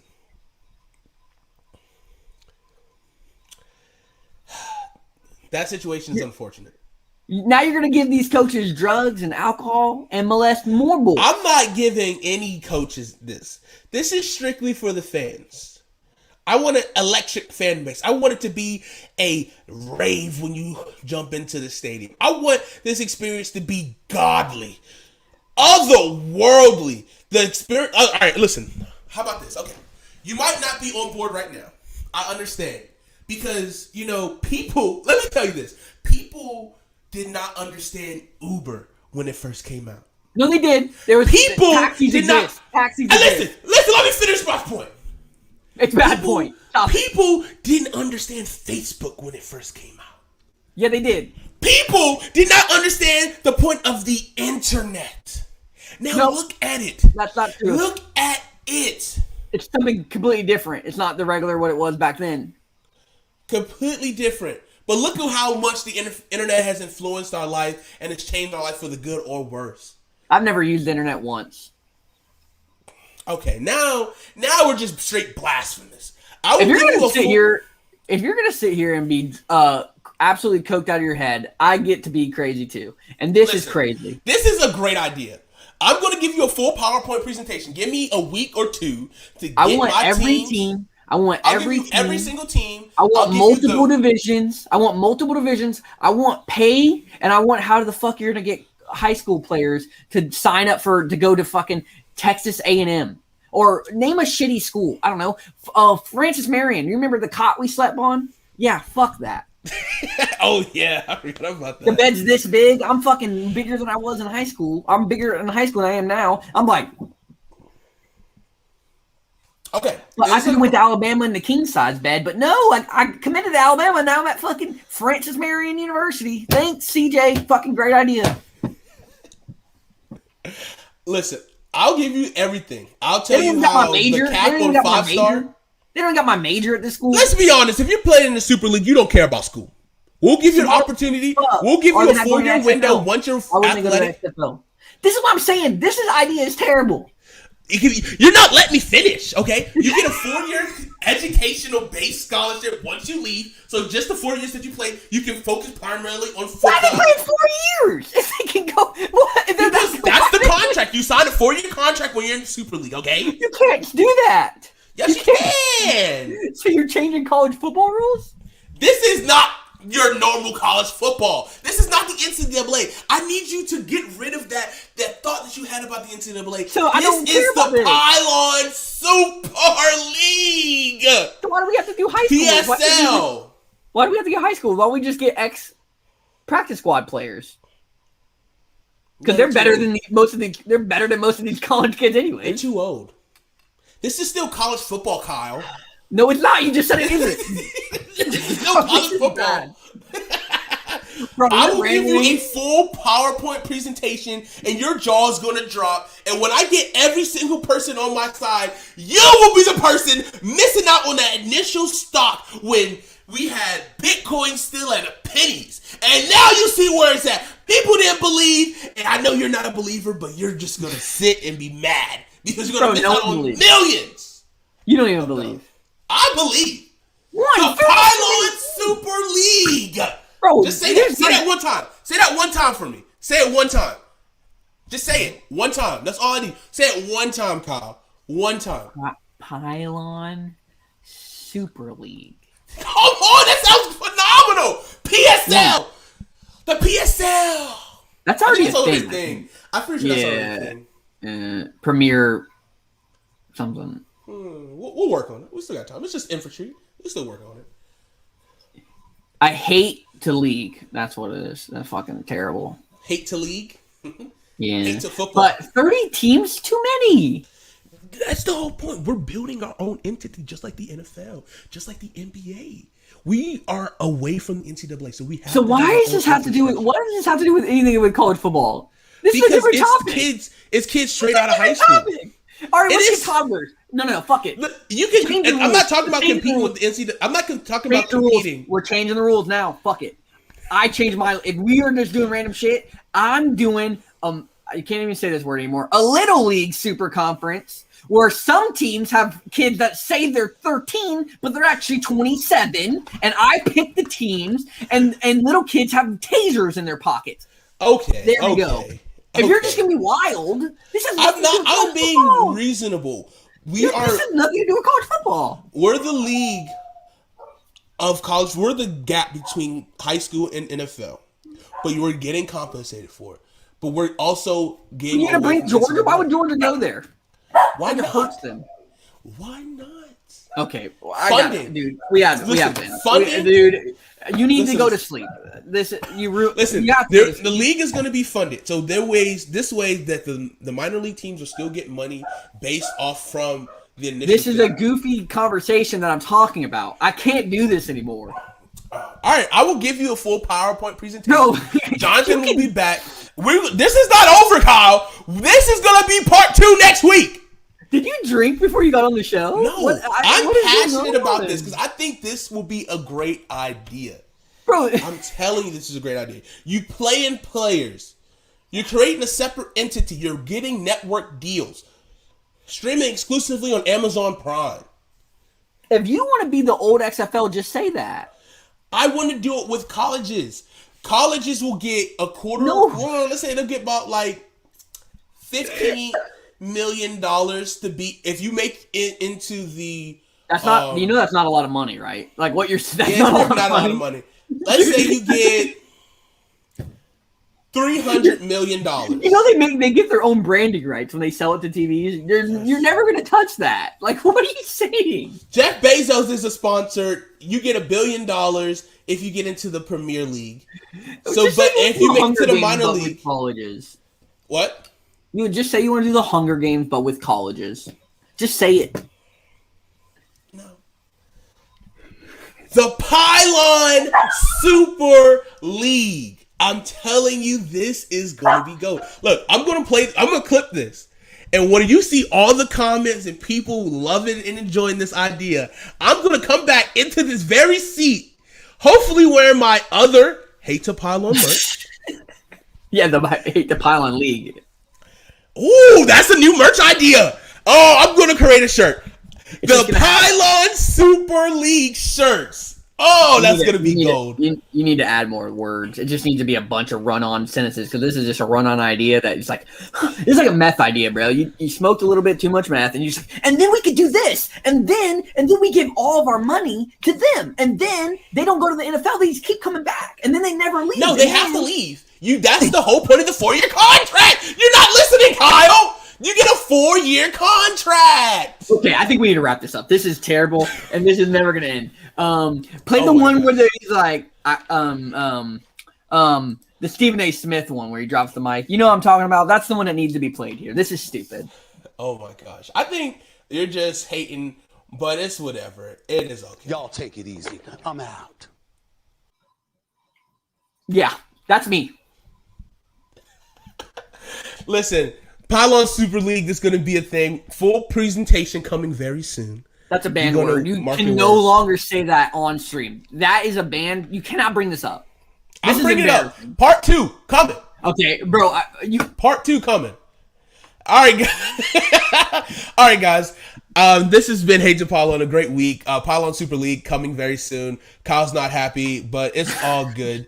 But I got something for you, Kyle. All right. That's how we're going to wrap it up for tonight. For real tonight. Have a good night, everybody. For real. We're gonna have more camp stuff next week. Jonathan might be back, might not be. He's doing business stuff. We're gonna talk about some preseason stuff Thursday.